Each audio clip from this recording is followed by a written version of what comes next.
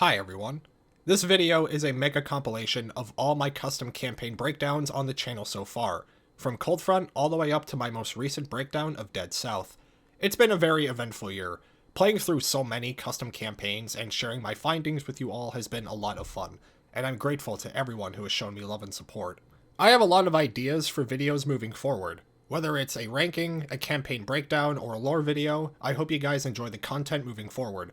And once again, thank you for the love and support. All the campaigns in the video will be linked in the description down below. Now, on to the mega compilation. I've done my fair share of community polls on this channel, but I have never seen a margin of victory quite like this one. There are a lot of really good custom maps in Left 4 Dead 2, and Coldfront is among the best on the workshop. This campaign has a level of detail and polish that surpasses some of the official campaigns. The unique models, the environments, the Easter eggs, Coldfront has a lot of stuff. This campaign took over 3 years of development, and the official credits are huge.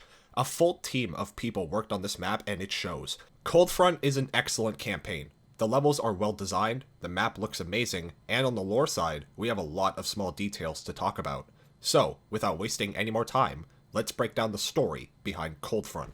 The campaign starts out with the survivors on a dock. The official description for the campaign reads as follows. After fighting their way north through the ravenous hordes, Nick, Coach Ellis, and Rochelle abandoned their boat at a nearby dock due to a collapsed bridge. With nowhere else to go, the survivors head inland in hopes of finding rescue. Unbeknownst to them, the frostbite is the least of their worries. There is a lot to go over in this starting area. Let's start off with this really cool Easter egg. When you leave the spawn room and head over to the left side of the street, you can hear someone playing a guitar. If you listen closely, you'll notice he's playing a very familiar tune.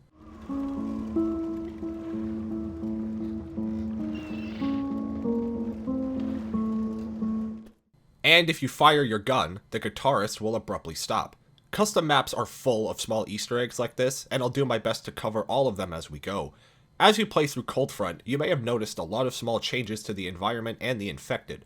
Cars and buildings are obviously covered in snow, which is a noticeable contrast from the official Left 4 Dead campaigns, as none of them take place in a snowy environment. If you look at the infected models, you'll notice that they're wearing sweaters and jackets, clothing that's more suitable for cold weather.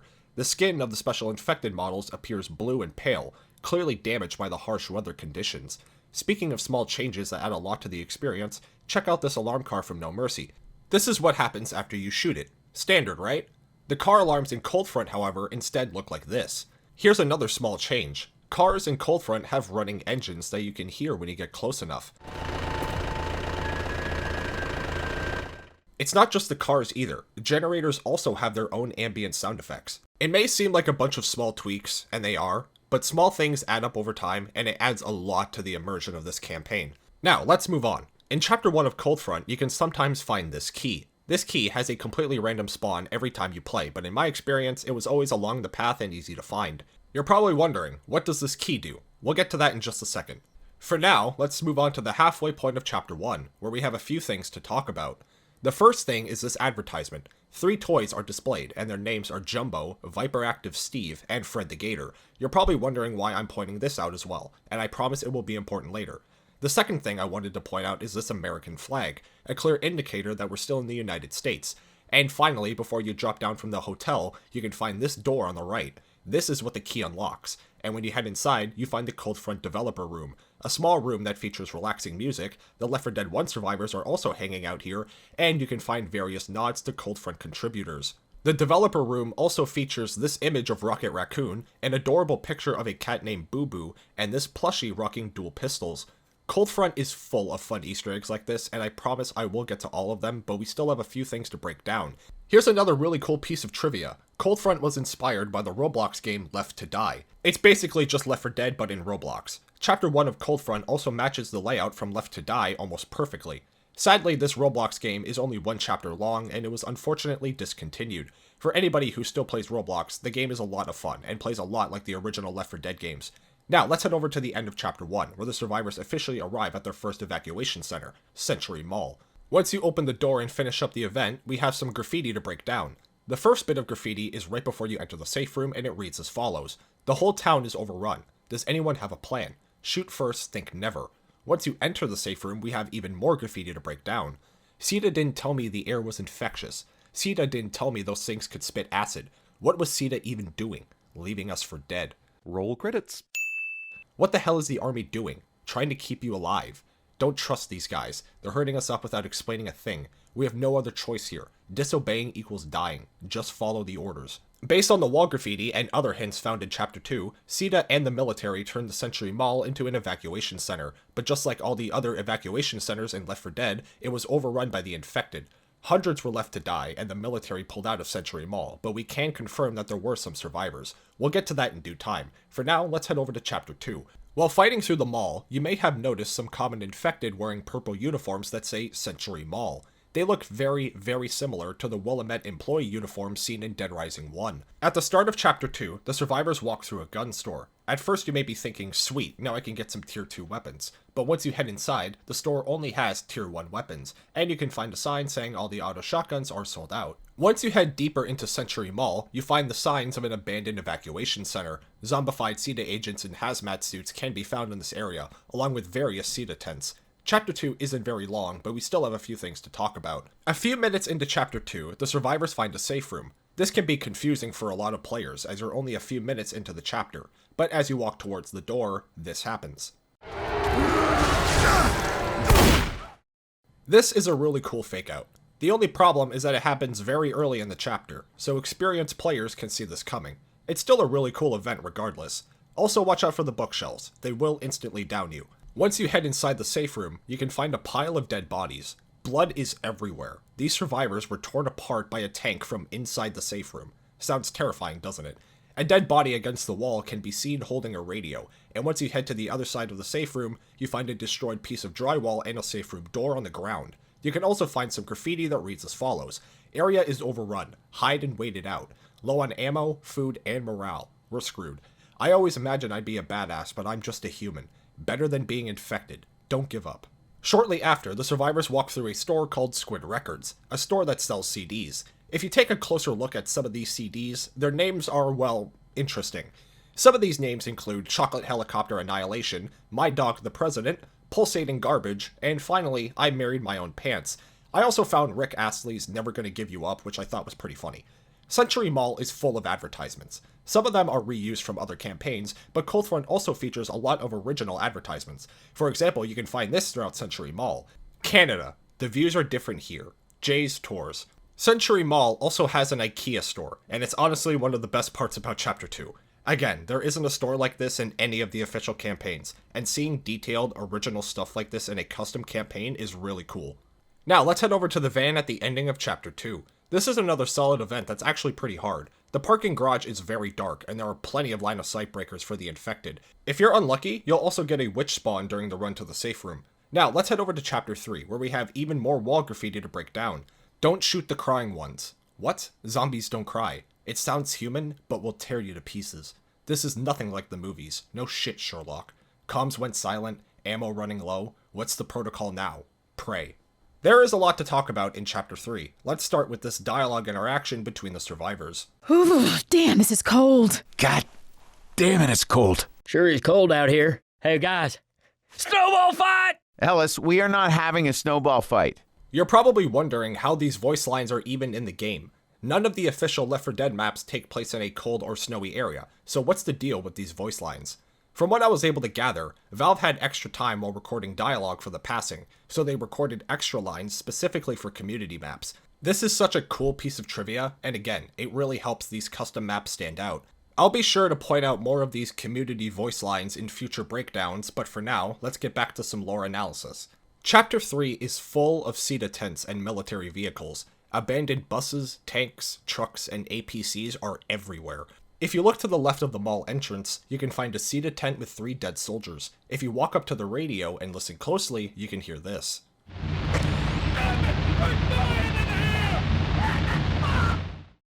At first, Century Mall may seem like another Sita evacuation center that was overrun and abandoned, but we can confirm that someone survived. We'll get to that in due time. For now, let's break down even more wall graffiti. They warned us of an infectious virus and y'all hoarded toilet paper. Should have known then. Now, let's move on to the warehouse. After turning on the power, the survivors hear someone talking, and after the door opens, the survivors are officially introduced to Mike. This is one of the best features in Coldfront. Mike is an original 5th survivor, equipped with his own voice lines and facial animations. Some of his dialogue is scripted, sure, but he also has a lot of ambient dialogue as well. Mike will call out special infected. He'll tell you to heal when you're low on health. And here's the crazy part. Mike, by himself, has 436 voice lines. That is a shit ton of dialogue, and it's one of the most impressive things I've seen on the workshop. Speaking of dialogue, here's a voice line from Mike that gives us some lore implications. Nice to meet you. My name's Mike. I got stuck in here when the military retreated and locked down the warehouse. I think they were trying to slow down the infected. Shortly after, the survivors have to hold off the infected as Mike opens the door. It's a solid defend your position segment that lasts quite a while too, and Mike is busy with the door, so he isn't going to be shooting the infected for you. Overall, it's a solid event. Now, let's move on to the wall graffiti found in Chapter 4. Kilo 7, lost 3 guys getting here, heading north side for evac. Rest up and take all you need. Leave some guns for the rest of us. Work together. We will survive this. Show them who's boss. Who would have thought killing zombies would be so much fun? People are dying out here. Have some respect. Oh sure, I'll just kill them respectfully now. Gee, thanks. I killed 11,206 zombies. Signed XX Zombie Slayer XX. Did you seriously think we'd believe that? Didn't ask, L ratio. I killed 11,206 zombies. Might want to get off the Xbox, dude. Mom said it's my turn on the Xbox. Who gave this guy a pen? Forget a pen, who gave him a gun? Mom said it's my turn on the minigun. Shut up. Has anyone got some rifle ammo? Why don't you ask XX Zombie Slayer XX? I think I saw him get swarmed before. Thank God. At the start of this chapter, our radio abruptly turns on, and a soldier can be heard saying the following. This is an emergency broadcast from Canadian Armed Forces under NATO command. The United States has fallen and the infected are pushing north. We're preparing to cut off all connections along the border in ETA 20 minutes. If any remaining survivors can hear this message, proceed to North Charlton for evacuation. I repeat, proceed to North Trinity Highway for final evacuation. So, as Mike confirmed, the military is pulling out of Century Mall, and the survivors have to reach the final evacuation or they'll be left for dead. Mike sadly decides to stay behind. Sucks because he was a really cool guy. If only there was a way to bring him with us. Also, here's a fun detail. Mike will get annoyed when you jump on his head. Could you not stand on my head? Please? Now, let's move on to Chapter 4. This is a good time to point out the blizzard mechanic. It's kind of similar to the storm from Hard Rain, but in Cold Front, when you're in a blizzard, you are unable to see survivor outlines. It basically turns on realism mode for a few seconds, and it's a super neat mechanic. The infected can very easily ambush you because of the lack of visibility, so be cautious whenever the storm hits. Later on, in a staircase, we find a dead body and even more graffiti that reads as follows. Too weak to go on. Leaving supplies in the next room. Good luck. Some of the official maps have split pathways, and Cold Front has one in Chapter 4 as well. Shortly after leaving the safe room, you can find this ladder and use it to get to the rooftop. On repeat runs, however, the ladder will be on the ground, forcing you to go a different route. Cold Front has a lot of cool lore, but you also have to appreciate the level design in this campaign. Later on, the survivors walk onto a rooftop and have to climb over a train to get across the gap. There are no railings of any kind, so watch out for chargers. After this, the survivors arrive at the border and officially cross into Canada. On the right, you can find a piece of graffiti that reads as follows, I hate Canada. And when you walk inside the small building, you find more dead soldiers and even more wall graffiti that reads as follows, Andrews is sick, need meds, Alpha 7. Gunny turned, Johnson had to put him down. How did that happen? He wasn't bit. Poor guy, this is messed up. We're screwed. Before we move on to Chapter 5, we're going to go back and sweep through all the Easter eggs in this campaign. I've gone over a few of them already, but it's a custom campaign, so there's a lot of Easter eggs. The first Easter egg is found in Chapter 1. If you turn around and look behind you, you'll sometimes see a gnome in a swan boat, equipped with a minigun, a Molotov, and an M60. The next Easter egg is also found in Chapter 1, when you play Cold Front in Versus mode. When you spawn in, you can find a piece of graffiti that reads as follows, Tank is mad. The next thing I wanted to point out are the jukeboxes. These jukeboxes are found in some of the official campaigns. Some of the official tracks are Midnight Ride, One Bad Man, Save Me Some Sugar, and on very rare occasions, the jukebox will sometimes play Still Alive, the classic Portal song. In Cold Front, the jukeboxes have a custom playlist by the artist Callie May. The jukebox in Chapter 2 also has a poster that reads as follows, Kill Circle, the brand new hit album by the one and only Callie May, featuring Too Busy For You, Mania, Worldwide Scumbag, Weighing a Ton, Time Up the River, and many more. Some of these tracks are actually pretty good too, so be sure to turn on the jukebox whenever you're playing Cold Front. The next Easter egg is seen by climbing onto these boxes. After looking over the wall, you can find a table. 4 toy plushies of Fred the Gator can be seen, and after staring for a few seconds, this happens. The next Easter egg can be found in Chapter 3. 6 snowmen are hidden throughout the map, and if you shoot all their heads and reach the safe room, Fred the Gator makes an appearance once again. This time, he brings you supplies and Tier 3 weapons. The next Easter egg is probably my favorite. At the entrance to the mall, you find a pack of colas. If you bring this cola all the way to the safe room at the end of the chapter, Mike will actually follow you for the remainder of the campaign. The next Easter egg can be found in this far corner. A pile of yellow snow can be found, and if you interact with it, you can actually eat the yellow snow, which results in an immediate death. The next Easter egg is also found in Chapter 4. When you walk inside this garage, you can interact with this car lift and lower the truck. When you look inside the truck bed, you can find Fred the Gator, supplies, and Tier 3 weapons. The next Easter egg can be found at the I Hate Canada wall graffiti. If you interact with this piece of wall graffiti, this happens. Oh my god, I hate Canada so much.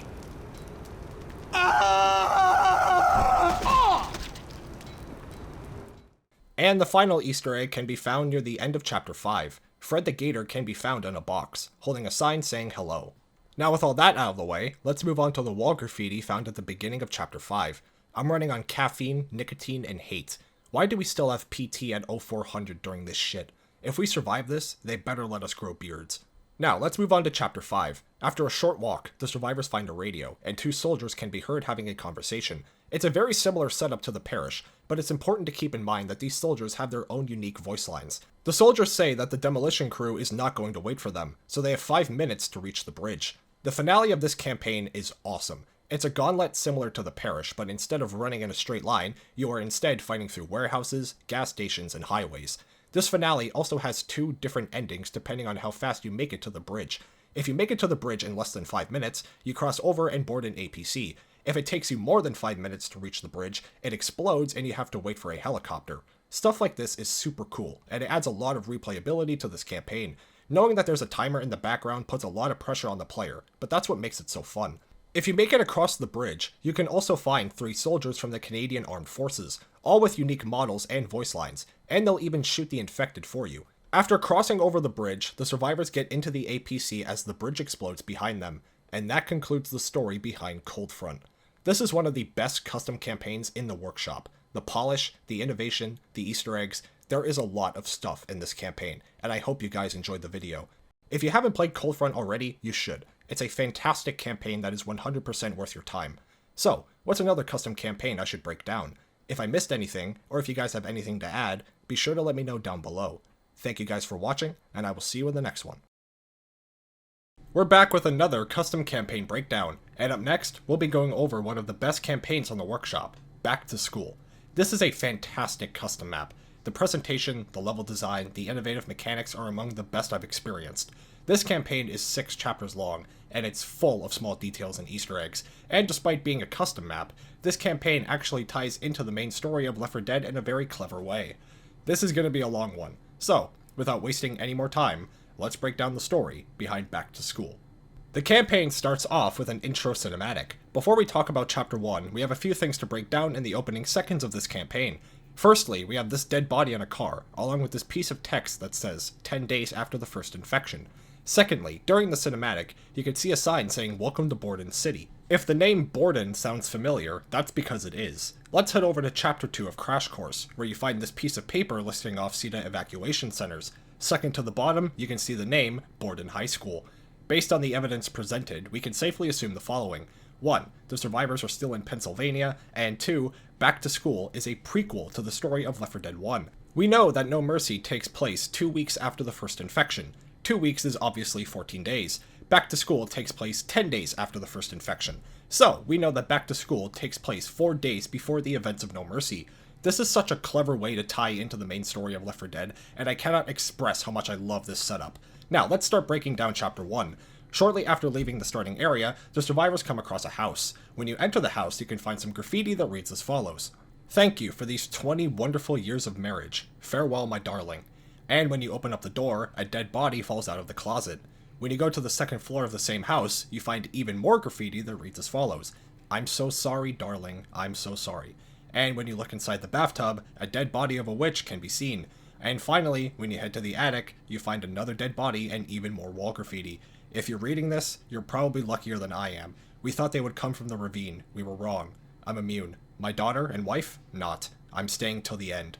We are a few minutes into chapter 1, and we already have the story of a father who lost his wife and daughter to the green flu virus, and we still have 5 more chapters to go. Shortly after clearing the boulders, the survivors come across an outpost. A military vehicle can be seen, and when you head inside, you find a dead soldier and even more wall graffiti that reads as follows. Captain sent us to cover the block posts from the forest side. Ha! As easy as can be. Sitting here, sipping beer, everything's quiet. Looks like the infected finished the beer for you. Lol, +1. The outpost also has a radio, and when you listen closely, the following message can be heard. The following message is transmitted at the request of the Pennsylvania State Police Department. An unidentified virus strain is rapidly spreading across the state of Pennsylvania. The first reports of the virus are believed to have been in State College. The virus has since spread throughout the state of Pennsylvania. It is believed that it will spread to adjacent states within the next 12 hours. Symptoms of this virus include initial nausea and vomiting, blurred vision, loss of muscle control, and unconsciousness. State College is also reporting that some of the affected persons are turning into zombie-like creatures. At any time, they may start causing massive damage to the area. Because this is an airborne virus, authorities recommend that the following action should be taken by all members of the public. Stay indoors, if at all possible. Turn off all heating and air conditioning systems. Wear breathing masks to prevent catching the virus. Have enough food and water supplies for sheltering for 1 to 2 weeks.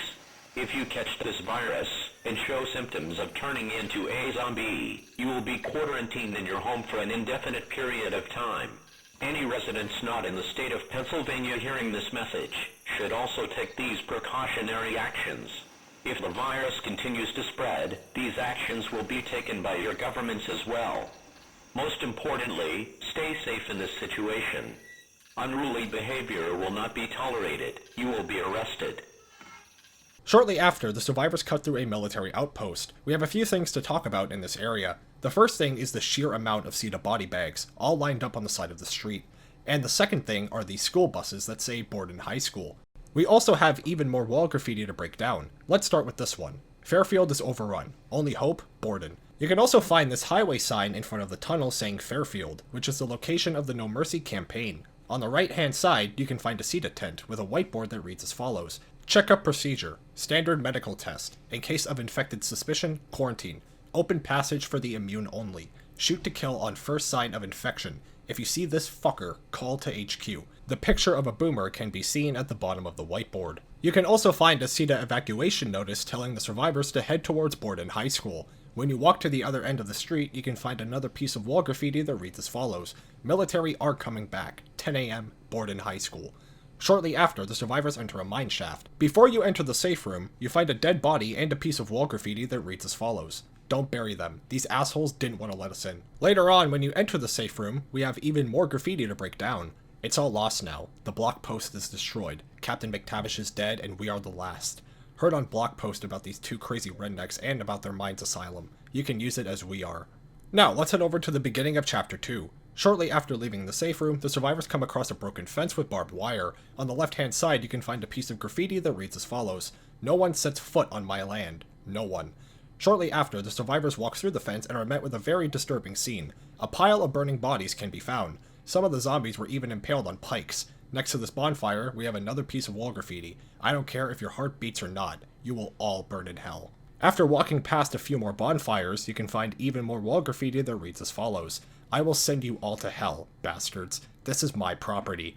Shortly after, the survivors arrive at a railroad station. The station has a fence made up of drywall and barbed wire, but it clearly wasn't strong enough. The wall was breached and the train station was overrun. Survivors were holding out here at one point, but they were forced to retreat. We'll get to that in due time. For now, let's go over even more wall graffiti. What the fuck is going on? I was delayed looking for my wife, but now we're at this train station. No CETA, no army. Where are all the trains? We'll try our luck at the police station. Shit. Fairfield fell on the second day, and the next day, Borden was swept by the chaos. The military abandoned the train station. Trains are gone. Screw you guys, I'm going home. Bad news, everyone. There aren't going to be any trains. Some idiot has blown up the tracks. Fucking thanks. This is so useful. I think everyone has guessed it already.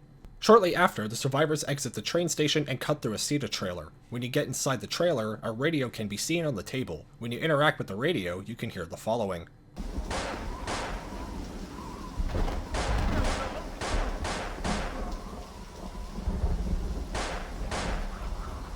And after leaving the CETA trailer, a semi-truck can be seen being attacked by zombies, and a few seconds later, it crashes and alerts a horde. This is a super cool setup for an event, and I love seeing original stuff like this in a custom campaign. Be careful though, the truck will instantly down you if it runs you over. While walking up the street, you can also find a building named Borden View Hotel, a very similar name to the Harbor View Hotel seen in the Dead Air campaign. Shortly after, the survivors cut through a restaurant that has even more wall graffiti. Has anyone heard that weird hooting and the squeal of rubbers? It scares me. It reminds me of Stuntman Mike from Tarantino's movie. I love Tarantino. I think he would make a great zombie. I left a few guns on the fire stairs at the side of the street. We're too heavy. Hey guys, I've placed some new songs in the jukebox. Check them out. CJ Unfly. The jukebox does include some custom songs, but I couldn't find a link or a name. If anybody by chance knows the name of these custom songs, please let me know down below. Now, moving on. Shortly after, the survivors arrive at a grocery store. If you head to the freezer, you can find a dead police officer and an M16 frozen to the ground. I tried lighting up a Molotov to maybe thaw the ice, but it didn't do anything. Once you head inside the grocery store, we have even more wall graffiti to break down. These creatures were sent as a punishment for our sins. We shouldn't fight, but confess and accept our mistakes, and the fog will be clear. What's all this religious gibberish about? Could it be that this body lying here is the one who wrote this? I don't think the prayers have helped her. Wait a minute. A supermarket? A woman? Religious bullshit? A fog? Doesn't it remind you of anything? You know, you're probably right. Here's another fun detail. The name of this grocery store is Chet's Store, which is almost definitely a reference to Chet Falzak, who was one of Valve's head writers. Now, let's move on to the wall graffiti found in Chapter 3. Let's write down whoever was here. I'll start. 4th day, Kevin Levax. I'm a lawyer. I'm coming from the train station. I hope that guy told the truth and all military forces are meeting at the school. 5th day, Max Brooks and my spouse Michelle. By the way, Mr. Lawyer, were you the one who ate all the food? There are only wrappers. I hate lawyers. 6th day, Captain McTavish. And when you close the safe room door and transition to the next chapter, you'll notice that a new piece of wall graffiti has been added. 10th day, Lewis, Zoe, Old Man Bill, and me, Francis. And hey, I hate lawyers too. Another thing that should be noted is the name Captain McTavish, which is likely a reference to John Soap McTavish, a character from the Call of Duty Modern Warfare series. Now, let's head over to Chapter 3. In this far corner, you can find a dead body with a strange key. If you head over to the nearby apartment building, you can find this painting on the wall. If you knock over the painting, you can find a wall safe, and you can unlock it with the key I just showed you. Inside the safe, you find money, desert eagles, and healing supplies. Behind the safe, we have another piece of wall graffiti that reads as follows. Leroy has left us to die. He took the guns, ammo, and food. If you see him, shoot the fucking bastard. At least he has chicken. This is obviously a reference to the legendary Leroy Jenkins clip. Just as a side note, that meme is now 20 years old now. Later on, the survivors reach a gun store and have to set off an alarm to get through. When you enter the gun store, you can find even more wall graffiti that reads as follows. Chicago Ted was here. Shit, who was that guy? Why did he take almost every single gun? How the hell did he even carry those? And why didn't he take the cannon? Not his style. Shortly after, the survivors arrive at a construction site. Before we talk about the helicopter pilot, there is one thing that needs to be pointed out. While walking through the construction site, you can find this concrete pipe. If you climb on top of the nearby pile of gravel, you can actually jump inside of this concrete pipe. Inside, you find the upper half of a corpse, reading what looks like a journal. I swear I've seen this model from somewhere, but I can't quite put my finger on it. And after you jump inside the pipe and interact with the torso, this happens. Damn it! I'm down!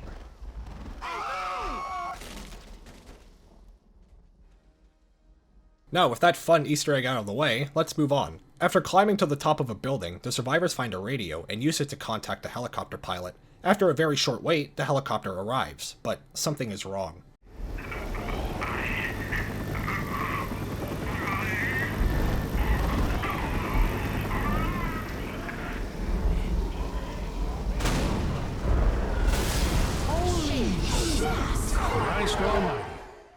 For those wondering, these are the deleted pilot voice lines I showed at the end of my No Mercy breakdown. It's a smart use of deleted voice lines, and it's one of the best events in this campaign.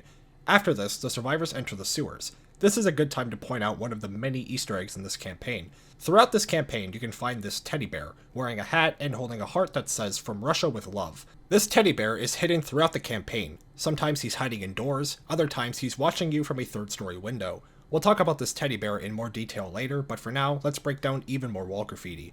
Great. Sewers. I wonder if the Teenage Mutant Ninja Turtles are around. Oh my fucking god. Zombie Mutant Ninja Turtles? Ha ha ha. Cartoon frog fans. How did you even survive at all? Once you exit the sewers, the survivors arrive at the Borden City Police Station. The wall of the cell block has been destroyed, and a dead tank can be found. Now, let's read off the wall graffiti found at the beginning of Chapter 4. Day 6. It all went wrong. Civilians have stolen our safe room door at night, but it was too late. Something huge punched out the garage door in the morning. Everything is fucked up. I'm alone now. The drawing of a tank can be seen below the wall graffiti. Fairfield is overrun. Quarantine is broken. Day 1. There are no buses. 11 civilians with us. Nothing from City Hall or the military. Everyone seemed to have vanished. Day 3. A couple of CETA slugs assigned to our transit point has left us without a word. Day 4. Infected are in town. First they came one by one, then they began to appear in groups. We managed to barricade ourselves. Praise the Lord. We have split up. Civilians are holding on at the top. Morons. Walls in the office are made of cardboard. While walking through the main lobby of the police station, you can find an undetonated bomb stuck in the ceiling. The police station was clearly a target for military bombing, but because of a malfunction or some other reason, this bomb did not detonate and the police station is still relatively intact. Also, for those wondering, yes, I tried to shoot the bomb, but sadly nothing happens. When you head over to the shooting range, you can find zombies being held up by ropes. A solid substitute for the paper targets if you ask me. When you reach the second floor, you find a conference room with a safe room door knocked on the ground. 4 dead survivors can be found in this room, along with a projector displaying a newspaper article from the Raccoon City Times. Here's another fun detail. The wall graffiti at the start of this chapter mentions that the office walls are made of cardboard. Funnily enough, the walls of this safe room can be destroyed by the infected. Even if the safe room door didn't get taken down, these survivors were going to die either way. We also have some wall graffiti that reads as follows. We decided to stay in the police station. Strong walls. A lot of supplies. If only the cops would stop bossing us around. It would be perfect. CETA bastards have disappeared, oddly. Before we move on, here's another fun secret. Before you reach the conference room, you can walk into this room on the right. After destroying these boxes, you can climb into a vent and drop into a nearby room. Inside of this room, you find a dead body behind a desk, a walking cane, and you can also find a nameplate that says House MD, which is certainly a reference to the drama TV show that goes by the same name. You can also find a whiteboard. The word zombie is written at the top, along with various diseases. At the bottom of the whiteboard, the word amok is circled in black. After doing some digging, amok disease is a medical condition that causes violent and sudden outbursts of aggression. Whoever wrote this was clearly studying the green flu virus, and where it originated from. A question that we will likely never get an answer to. Later on, in an interrogation room, we have even more wall graffiti that reads as follows. What the crap happened here? It looks like the suspect was too tough for them. Now, let's move on to the garage. When you walk inside the garage and look on the left-hand side, you can find 2 police cruisers that have been modified with armor plating. Looks like these cops tried to take a page out of Ellis's book and attempted to armor up their vehicles. You can also find some wall graffiti that reads as follows. It looks like somebody has done a great job. They are killing machines. No fuel, I'm leaving, too dangerous. Here's another fun secret. Behind this fence, you can find a crowbar and a dead body. If you head into NoClip and get a closer look at this corpse, you realize that it's Gordon Freeman, the protagonist from the Half-Life series. After walking a little further, the survivors see a destroyed garage door. Another dead tank can be found, along with a pile of bodies. The wall graffiti earlier mentioned the garage door being destroyed by something huge, and this is obviously what the wall graffiti was referring to. It should be noted, however, that this is the second dead tank at the Borden City Police Station. The survivors here were eventually overrun, but it's obvious they didn't go down without a fight. Here's another fun detail. The tanks in this campaign also have unique models. When you reach the police station, you can sometimes run into a tank wearing a blue police vest. Now, let's move on. Once you exit the garage and head over to the left side of the parking lot, you can find a pile of bodies covered in sand. On the wall, you find a piece of wall graffiti that reads as follows. How many of them are still in the sand? It seems like they ran out of body bags. Well, it's still better than leaving them not covered. If you head over to the left side of the street, you can find the entrance to the Borden City Police Department. If you walk over to the fountain near the entrance, you'll notice that the fountain is spewing blood instead of water. Now, let's move on to the movie theater. While walking through the movie theater, you can find the posters of many classic horror movies. Some of these movies include Evil Dead, Night of the Living Dead, and Brain Dead. You can also find a piece of wall graffiti that reads as follows: "A sad irony. Fucking zombie movie is all around us and we're all in the main role." Here's another fun secret. You can find this locked door on the second floor of the movie theater. If you walk into this room and jump onto this box, you can find this key. Now you can unlock the door, and inside you find a grenade launcher, medical supplies, and a poster that reads as follows: "Back to school, raising the bear." You can also find this cardboard cutout on the left-hand side. Silly shit like this is what makes these custom maps so fun. Now let's move on to the event at the end of Chapter 4. After using a computer to turn off the power, a movie begins playing and a horde is alerted. After pulling a nearby switch, the lever breaks. Now you need to grab a nearby axe and cut the cable to turn off the power. I do like it when custom campaigns do innovative stuff like this. It adds a lot more engagement to these events. After cutting the power, the survivors use the same axe to cut through the wall and reach the safe room. If you jump on top of these boxes, you can find 2 C4 explosives in a box. You can also find some wall graffiti that reads as follows: "Maybe this isn't the best safe room you have seen, but it's safe here. Just sit still and be quiet. We've got a couple of crates with weapons and explosives. Take it, might be useful." When you close the safe room door and head over to Chapter 5, you'll notice that one of the C4 explosives was taken out of the box and placed on the nearby wall. The survivors then use it to blow open the wall and leave the movie theater. Once you drop down and look on the right-hand side, we have even more wall graffiti. "Hopeless. We are at the center of the infection. They'll bomb us and Fairfield at the same time. But why? US Marines are coming back to the city. I heard it on the radio. What if they fail to break through? Do you think there's another way to stop the virus? We're doomed." After walking a little further, the survivors come across a truck, and after getting a little closer, the survivors realize that someone is inside. The truck driver will then say this to the survivors: Hello, survivors. Glad to see. Listen to me, people. Military say they will come to rescue here, but I not believe. I got supplies, gas, food, medical equipment, but not enough to get me far place from here. So, we do deal. You get me supplies, I take you to school. There should be gas cans nearby. Bring me those. So, we have a truck driver talking in a Russian accent, and he says that he'll help us get to the school if we help him fuel the truck and grab supplies. The area you're in is very small, so grabbing the gas can should only take a minute. Once the truck is fueled, the survivors hop in the back and begin driving. After a few seconds, the truck stops and the survivors need to grab supplies from the nearby stores. Inside of these stores, we have even more wall graffiti to go over. "We couldn't take the last box. Perhaps these medicines will save your life. Take them and good luck. I left some food. Take it and leave the city. Borden High School was overrun. Nothing to do there." Now I must admit, this next bit of wall graffiti is a bit difficult to read, mainly because of this permanent bloodstain covering some of the words. With that said, I think the graffiti reads as follows: "A third of engine oil, 2/3 of gasoline. Pour half the bottle, insert a wick, kill infected." The school wasn't just an evacuation point, there was some kind of research. I think the military must return there. I hope they'll save me. After grabbing all the supplies, the survivors hop in the truck and begin driving, but after a few seconds, the truck veers off the road and crashes into a nearby tree. The driver of the truck is not seen or heard from again, so it's safe to assume he died on impact. Later on, the survivors arrive at a church. This church is full of wall graffiti, and just like the Death Toll campaign, some of these pieces of wall graffiti are direct Bible references. Let's go over a few of them. "So I prophesied, as he commanded me, and breath entered them. They came to life and stood up on their feet, a vast army. But after the 3.5 days, a breath of life from God entered them, and they stood on their feet, and terror struck those who saw them.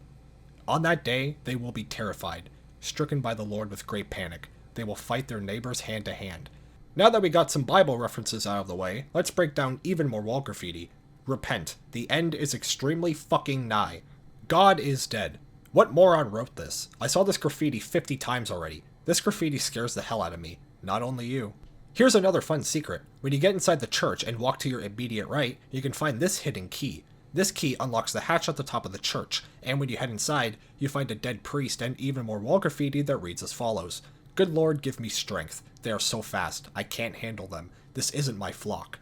After leaving the church, a jet flies overhead and drops a bomb in a nearby parking lot, setting off multiple alarm cars. The survivors then have to shoot the batteries of the cars to stop the alarms. This is another solid event. The only problem is that when you have 4 players, you can disable all the alarms very quickly. 1 pipe bomb and good teamwork is all you need to get past this event with relative ease. Later on, the survivors find even more wall graffiti that reads as follows: "What the fuck happened here? Why'd they break into the bank? It seems now that the main value of the bank isn't the money, but a steel box underground." Once you head inside the vault of the bank, you find a piece of graffiti that reads as follows. My god, they obviously didn't divide this shelter among themselves. Don't even want to know what's inside. Good thing they were able to lock him in there. And once you open up the vault door, a tank can be found inside. It should be noted that this tank spawn is complete RNG. Sometimes he'll be there and sometimes he won't. Though I must admit, spawning a tank in the safe room at the very end of the chapter is some diabolical shit. Once you head inside the vault, you find 3 dead bodies and even more wall graffiti that reads as follows. God hates us all.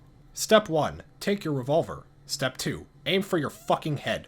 Step 3. Pull the trigger. Step 4. Question mark. Step 5. Profit. Before we head over to Chapter 6, I want to go back and show one of the best features in this campaign. Some of the official Left 4 Dead maps have split pathways. They are rare, especially when it comes to the official campaigns. Back to School, on the other hand, has a ton of split pathways and random RNG events, so let's explore a few of them. The first one is found in Chapter 2, when you reach the supermarket. Sometimes you can exit the store with 0 issues. On repeat runs, however, a fire will start and a car will be sent flying, which summons a horde. You then have to hold off the infected until the fire dies out. The next RNG event is also found in Chapter 2, right after leaving the railroad station. Remember that truck that crashes through the fence and into a pole? Well, sometimes that truck will not appear at all, meaning you can walk up the street with 0 issues. The next split pathway is found in Chapter 3. Sometimes you can reach the construction site through the gun store, but on repeat runs, the door will be blocked, forcing you to go up through the nearby apartment complex. Also at the start of Chapter 3, while walking up the street, sometimes this will happen.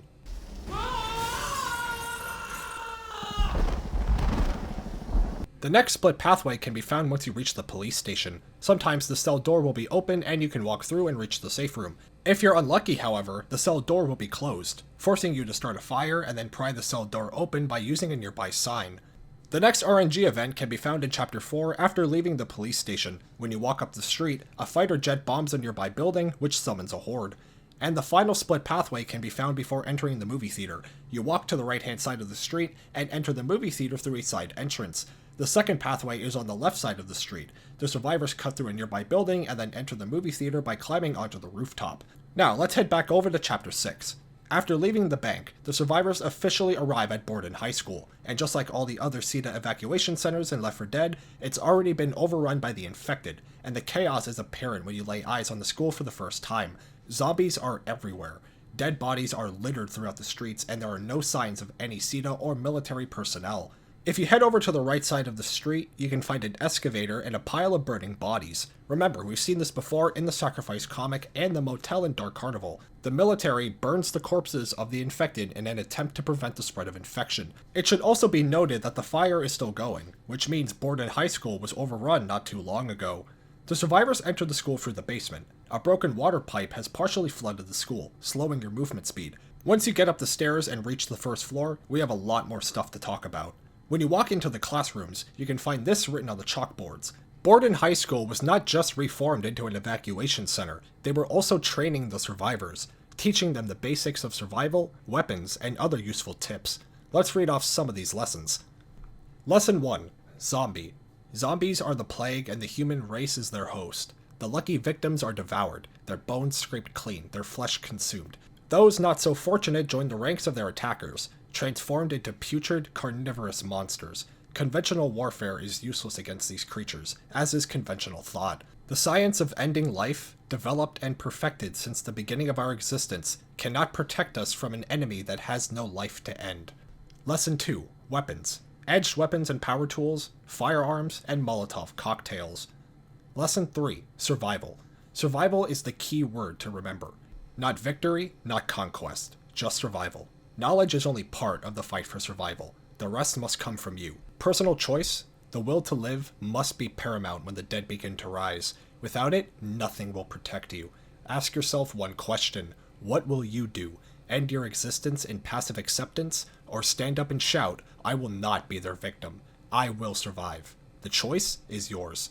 Lesson 4. Rules. Assemble a group, study, study, study, wean yourself of luxury items, remain vigilant to the ends of the earth, know your location, become an expert, plan your route, plans B, C, D, E, list your gear, and be ready to shop. While walking up the stairs, you can find even more wall graffiti that reads as follows. Turn back, I'm sure you don't want to meet these twins. And after walking a little further, you find 2 witches on a desk, sitting around a teddy bear. Here's another fun Easter egg. If you jump on this desk and look over the lockers, you can find this door. Written on the door are the words, "Don't open, dead inside." This is a reference to the hit TV show The Walking Dead, which features this exact door in its pilot episode. Shortly after, the survivors arrive at a football stadium. Another pile of burning corpses can be seen, and when you hop the fence, you'll notice that the field is covered in cedar tents. Before we talk about this finale from a gameplay perspective, there is one more Easter egg that I wanted to point out. In chapters 1 through 5, you can find these hidden teddy bears. They appear as gnomes when you drop them, but they turn back into teddy bears when you pick them up. Now, let's head over to chapter 6. If you look into the corner of one of the classrooms, you can find this chair and a piece of graffiti that reads as follows: Mishka was here. For those wondering, Mishka is the Russian word for teddy bear. If you take one of the teddy bears and place them on this chair, this will happen. The survivors will then wear these hats for the remainder of the campaign. I must admit, I do enjoy silly Easter eggs like this. Now, let's move on to the finale. Here's another really cool feature in this campaign. Back to School has 2 different endings. Let's call them the military ending and the nuclear ending. These endings are, at least to my knowledge, completely RNG based, but there are some clues in the finale that hint at what ending you're going to get. Sometimes, when walking through chapter 6, you can see jets and helicopters flying overhead, and when you reach the radio, a soldier then answers the survivors. If all of this happens, then you know you got the military ending. When you get the nuclear ending, however, no jets or helicopters can be seen, and while walking through chapter 6, you can hear the sounds of a nuclear siren. I'm going to talk about both of these endings in detail in just a second, but for now, let's talk about this finale from a gameplay perspective. It's a solid endgame that has a fun twist to it as well. The survivors have to search nearby cedar tents and grab 4 vaccines. It's a simple objective, but it adds a lot more engagement to this finale.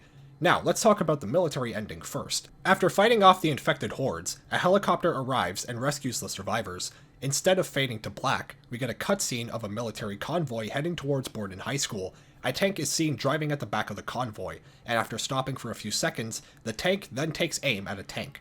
Yes, you heard me right. It then fades to black and the campaign ends. Now let's talk about the nuclear ending. In the nuclear ending, the survivors are picked up by an armored school bus. The survivors then board the school bus, and as they're driving off, a bomb is then set off, and the survivors then speed away from the shockwave. And that concludes the story behind Back to School. This campaign is absolutely full of shit to talk about, and the level of detail and replayability in this campaign is almost second to none. This is by far the longest breakdown on the channel, and even with that said, I'm sure there are some things that I missed. So, if I did miss anything, or if you guys have anything to add, be sure to let me know down below. Thank you guys for watching, and I will see you in the next one. Welcome back to another custom campaign breakdown. This time, we are going to be looking into another great custom campaign, Daybreak. If we're talking about just presentation, this is one of the best maps on the workshop. Daybreak looks fantastic. The levels are well designed, and there are a ton of unique models. On the gameplay side, this campaign still doesn't let up. Daybreak also has some of the best Easter eggs I've seen from a custom map. You guys know the drill at this point, so without wasting any more time, let's break down the story behind Daybreak. The campaign starts off with the survivors on the roof of the Daybreak Hotel. A crashed helicopter can be seen on the same roof, and the survivors then talk to Nick about shooting the pilot. It's the standard setup for a Left 4 Dead campaign, but unlike the official Left 4 Dead maps that have you fighting through the alleyways of Pennsylvania or the bayous of Louisiana, Daybreak has you fighting the infected through the sunny streets of San Francisco. If you take a quick glance around the city, you can find many real-life landmarks. Some of these landmarks include the Transamerica Pyramid, the Lime Point Lighthouse, and obviously the Golden Gate Bridge. I'll be sure to point out these real-life locations as we go through the campaign, but for now, let's break down some wall graffiti found while walking down the stairs. Get out of the city. Use the bridge. We love you, Julia. They're going to bomb the whole city. Where did they come from? Hell. They're us. I had to shoot my own father. I want to go home. You can never go back. When you reach the first floor of the hotel and walk into this bathroom, you can find a pile of bodies and this piece of wall graffiti that reads as follows: Nobody is going to save us. If you head into NoClip and head behind the hotel, you can find a poster that reads as follows: Wanted for crimes against the laws of physics. If seen, contact the San Francisco Police Department. I don't recognize the face of this individual, so I'm unsure if this is another reference or an inside joke by the developer. Regardless, I think it's worth pointing out. Now let's move on. Before you reach the barricade, the survivors walk into a building, and inside one of the rooms, you find this: a bloody room full of gnomes. On the floor, you can find this piece of graffiti: The gnomes are always watching. You can even pick up one of the gnomes and bring it with you. If you are at all familiar with this map, you'll know that this gnome is hiding many secrets, and we will get to that later in the video. For now, we're going to move on. Shortly after clearing the barricade, the survivors walk up the street, and on the left-hand side, you can walk into this building. Behind the glass doors are 2 dead tanks. It's unclear what killed these tanks and why their bodies are placed here, but again, it's definitely worth pointing out. Shortly after, the survivors walk into a building full of dead bodies. On the wall, you can find this piece of wall graffiti: "Seek refuge at the Palace Theater." You can also find an armored school bus surrounded by dead bodies, and after walking a little further, the survivors arrive at the Palace of Fine Arts, which is another real-life location found in San Francisco. While walking towards the palace, you can find this piece of graffiti on the ground: "Don't touch the water." The water may look shallow at a first glance, but don't be fooled. You will instantly die if you jump in. Before you reach the safe room, you can find 2 dead bodies and even more graffiti that reads as follows: "Their love will last forever. Only until the zombies got them, asshole." Now, let's move on to Chapter 2. Inside the safe room, you can find a map, along with this line of text: "Get to Fort Point, stick to the shore." A red line is seen connecting the Palace of Fine Arts to the Fort Point historic site. The survivors who previously occupied the safe room tried to plan their route through the city. This is also the exact path the survivors take when playing through Chapter 2. Now, let's move on. This is a good time to point out one of this campaign's best features. While playing through this campaign, you can find many supercars with custom license plates. I'm personally not the biggest car guy, but it's still a very nice addition. The models for these supercars look amazing, and there are a lot of them in this campaign. While walking through the city, the survivors come across a military outpost. Before you head inside, you can find this piece of wall graffiti written above the door: "Overrun, new military evac point." An arrow is seen pointing towards the coast. Inside the building, you can find mounted machine guns and a ton of supplies. Shortly after, the survivors come across a house. You can find this piece of graffiti written above the door: "Dead End." Inside of this house, you can find a piano, an Xbox that has the red ring of death, and you can even find a Lamborghini in the garage. Once you leave the grocery store and walk down the left-hand side of the street, you can find this piece of wall graffiti that reads as follows: "Watchers of the skies, watchers of all." This is a reference to the rock band Genesis and their song, "Watcher of the Skies." The graffiti on the wall shows a man wearing an outfit with wings. This exact same outfit is worn by Peter Gabriel in the music video for Watcher of the Skies. After this, the survivors officially arrive at the Fort Point historic site. Before you head inside, you can find this piece of graffiti on the ground: "They said it was safe." And after you head inside, you can find this warning by the alarm door: "Alarm will sound. This building is currently being used by the US Army for containment of infection. This door has been rigged with an alarm for the safety of this building's occupants. If you wish to enter, please notify a nearby soldier standing outside and he'll be happy to help. If you or someone you know has contracted the green flu, please contact your local CEDA department." The end of Chapter 2 is a gauntlet that's pretty hard. The infected will be swarming you from all sides, and there are plenty of line of sight breakers for the infected team. Now, let's head over to Chapter 3.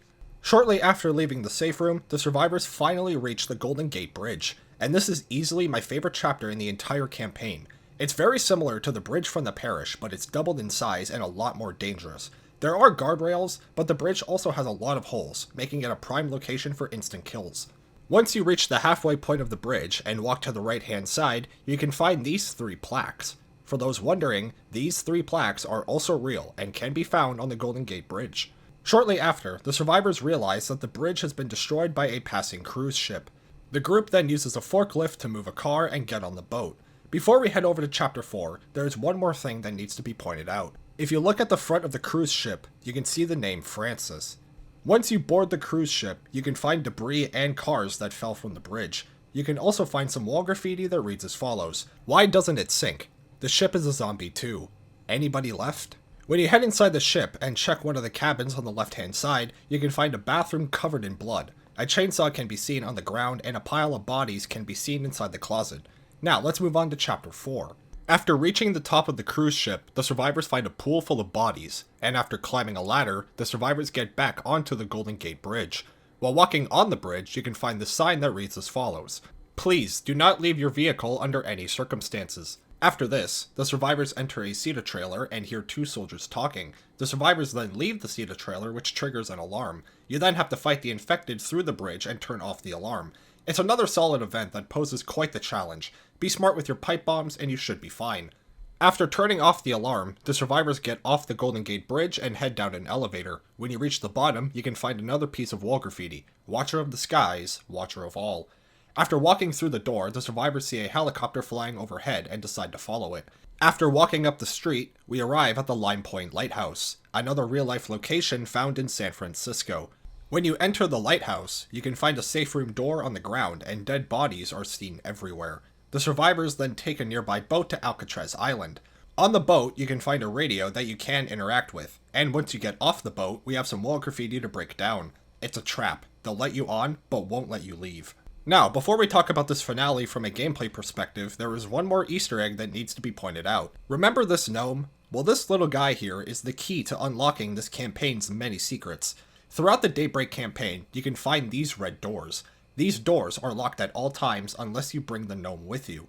So, before we talk about Chapter 5, we're going to go back and unlock all of these doors and see what secrets they hide. Let's start with Chapter 1. After leaving the hotel, if you walk to the right side of the street, you find your first red door. Inside, you find another gnome and a keypad. The code for the keypad is 7691.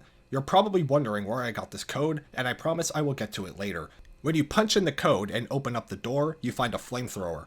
Custom maps will sometimes throw custom weapons at you, and this is easily one of my favorites. The flamethrower also takes up your secondary weapon slot, so you can still carry around tier 2 weapons. The flamethrower is also very good at killing commons. This weapon is so much fun to use, and it's easily one of this campaign's best features.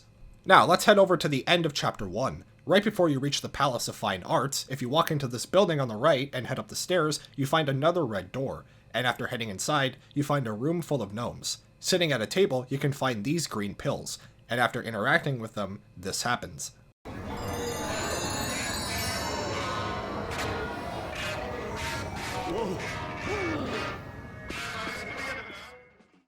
While under the effect of the green pill, you jump way higher in the air and the survivors will be hysterically laughing almost the whole time.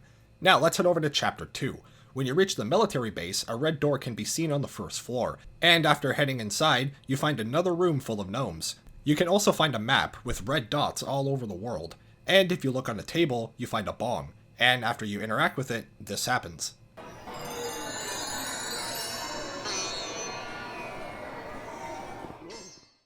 This trip is very similar to the first one. You jump way higher, making it easier to traverse the map and dodge the infected. Now, let's head over to Chapter 3. After getting onto the bridge, if you walk to the left-hand side, you find a truck with a red door, and after heading inside, you find even more gnomes and this on the table. After interacting with the mushrooms, this happens.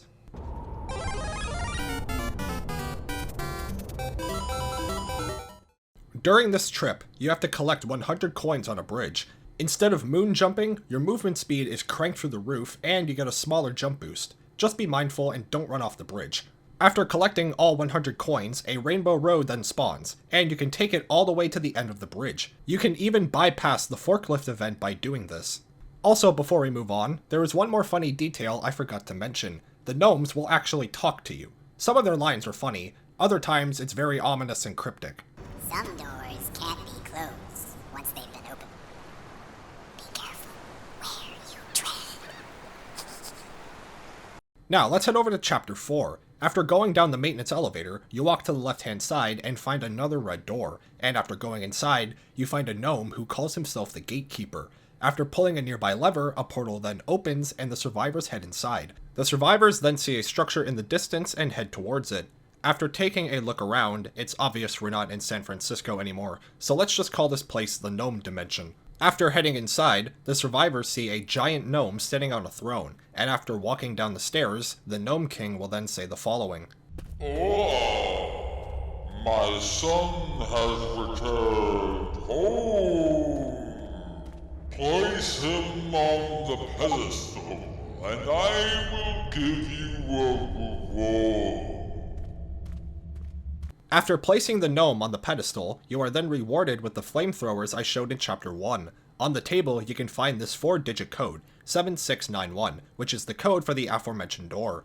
Once you grab the flamethrower, this will happen. And now fight for my amusement. Fight!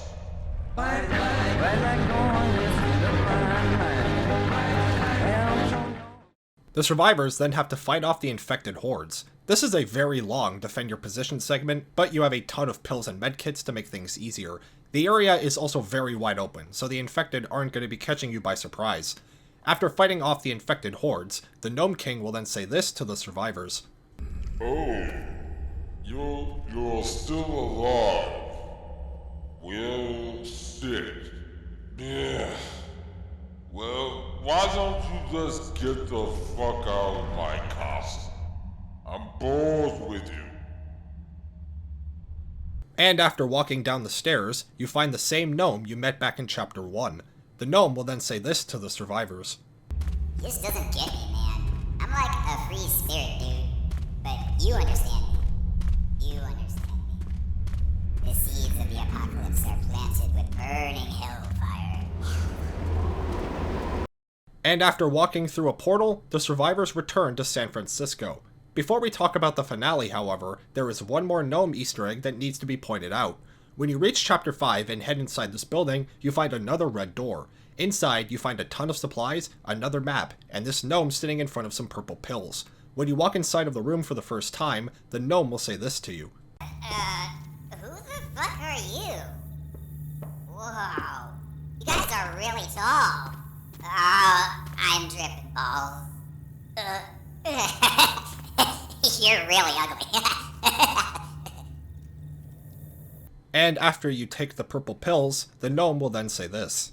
It doesn't hit at first, but when it does, you're fucked. Get the fuck out of here.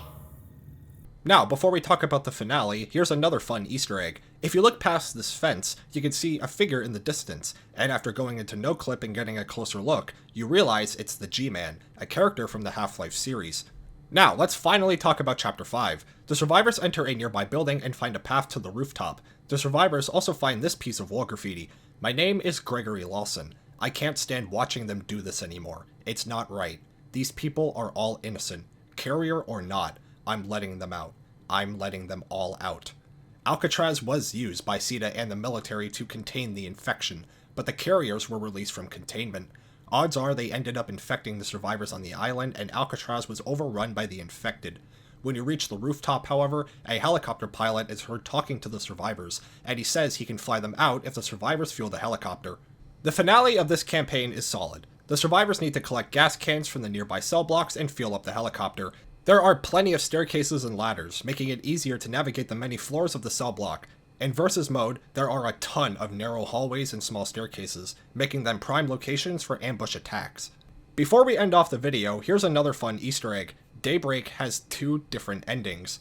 You get the first ending by playing through the campaign normally. The second ending can be achieved by taking the bottle of purple pills. If you take the pills and climb onto the roof, this will happen.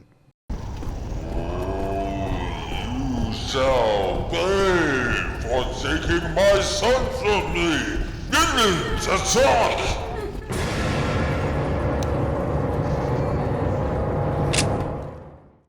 During the finale, you will be attacked by zombies and an army of tiny gnomes. Custom maps are full of silly Easter eggs, but this one is up there for me. Fighting an army of gnomes on the rooftop of Alcatraz is the type of shit that is only possible in a Left 4 Dead custom map. After fighting off the infected hordes and the army of gnomes, the helicopter gets fueled up and the survivors fly away from Alcatraz. And that concludes the story behind Daybreak. This campaign checks almost every box. It has levels that are well designed, the environments and models look amazing, and most importantly, the map is fun. This is a fantastic custom map that is definitely worth playing. So, if I did miss something, or if you guys have anything to add, be sure to let me know down below. Thank you guys for watching, and I will see you in the next one. We are back with another custom campaign breakdown. This time, we're discussing another great custom map, Journey to Splash Mountain. This is one of my personal favorite custom maps, and I've been waiting to do this video for a while now. This campaign checks almost every box for me. Fun levels with interesting design, original pieces of wall graffiti, and just like all the other campaigns, there are small details that can be easily overlooked. You guys know the drill, so without wasting any more time, let's break down the story behind Journey to Splash Mountain. The campaign starts off with the Left 4 Dead 1 survivors driving a very familiar vehicle on a highway. After driving for a few more seconds, the survivors arrive at a location, but where are they exactly? Well, that question is very easy to answer. When you load up this campaign for the first time, you can see this on the loading screen, a CETA evacuation notice telling any survivors to head for the Disneyland evacuation zone. In the red circle, you can see the name Anaheim. That's right, this Left 4 Dead custom map takes place in Disneyland, not to be confused with Disney World found in Florida. Now personally, I've never been to Disneyland. I currently reside in this frozen shithole up north, but if you have been to Disneyland, this map is a must play. The attention to detail is among the best I've seen on the workshop. We'll talk more about that in just a second. For now, let's get back to some lore analysis. Based on the evidence presented, here's my theory. After the ending of the Crash Course campaign, the survivors, instead of going to Riverside, took a detour all the way to California. It's quite the distance, but it's Disneyland, so who can blame them? After arriving at Disneyland, the survivors walk in the front entrance. You can find a desk with dead bodies along with this CETA evacuation notice. Disneyland Safety and Vaccination Zone. A CETA representative must evaluate all patients for infection before evacuation clearance can be given. After walking a little further, the survivors find this plaque. This plaque can also be found in the real-life Disney World, and it reads as follows. Here you leave today, and enter the world of yesterday, tomorrow, and fantasy. If you watch my breakdown of the Daybreak campaign, I pointed out some things in the map that can actually be found in San Francisco. This map is no different. Around almost every corner, you can find shops, rides, and attractions that can be found in the real-life Disneyland.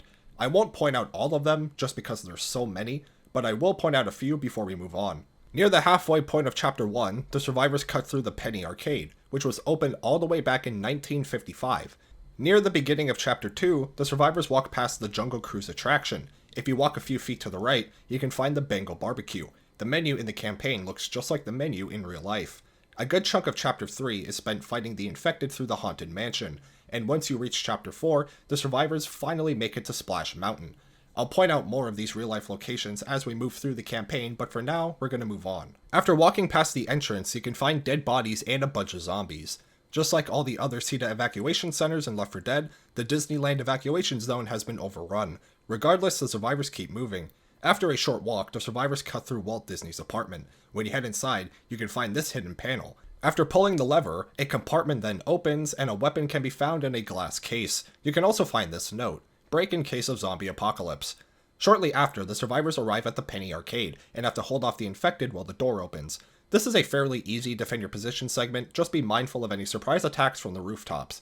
After heading inside, you can find this piece of wall graffiti, locked in here with more ice cream than I could ever eat. And on the other side of the room, you find even more wall graffiti. No, it's melting. If you head into No Clip and go past the fence and up the street, you can find a statue of Walt Disney holding Mickey Mouse's hand. Sleeping Beauty's castle can be seen in the background. The survivors don't go to Sleeping Beauty's castle at all during this campaign, and this area is completely inaccessible unless you head into No Clip. Regardless, I think it's worth pointing out. Shortly after, the survivors walk into a room where a dead boomer can be found, along with this piece of wall graffiti.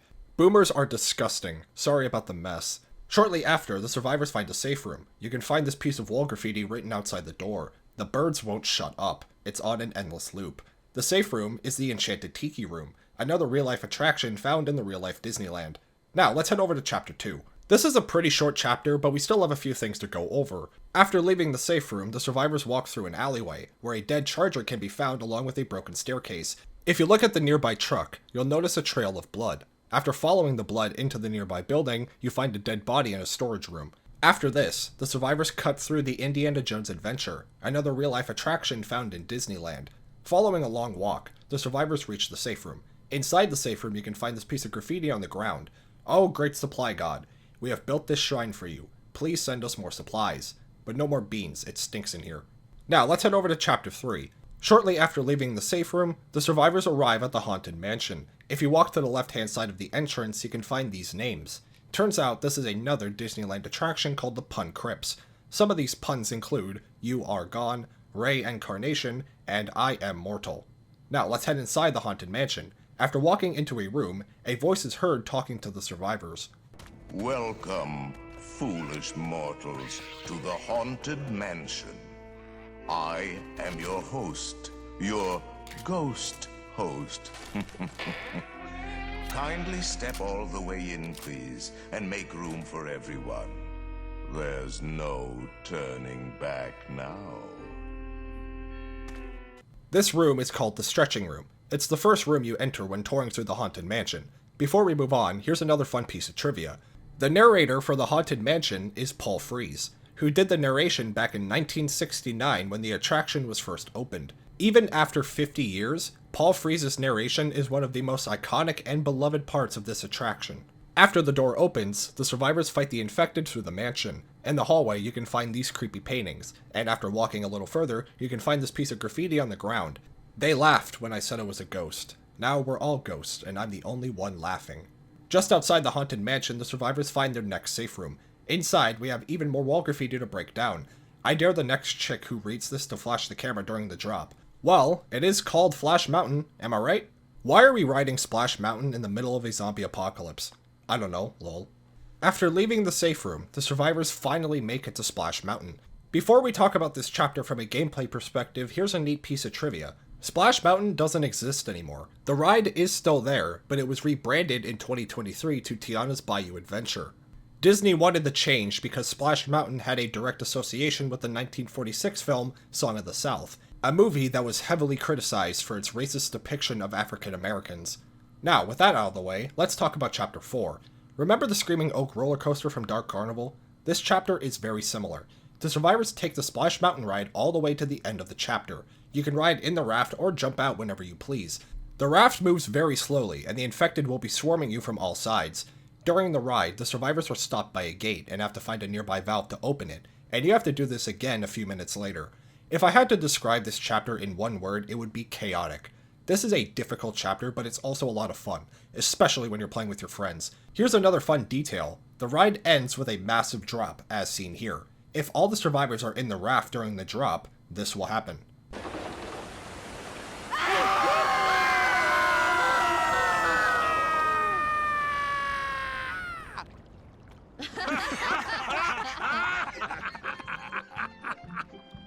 The survivors then get off the raft and leave Splash Mountain. Now let's head over to Chapter 5.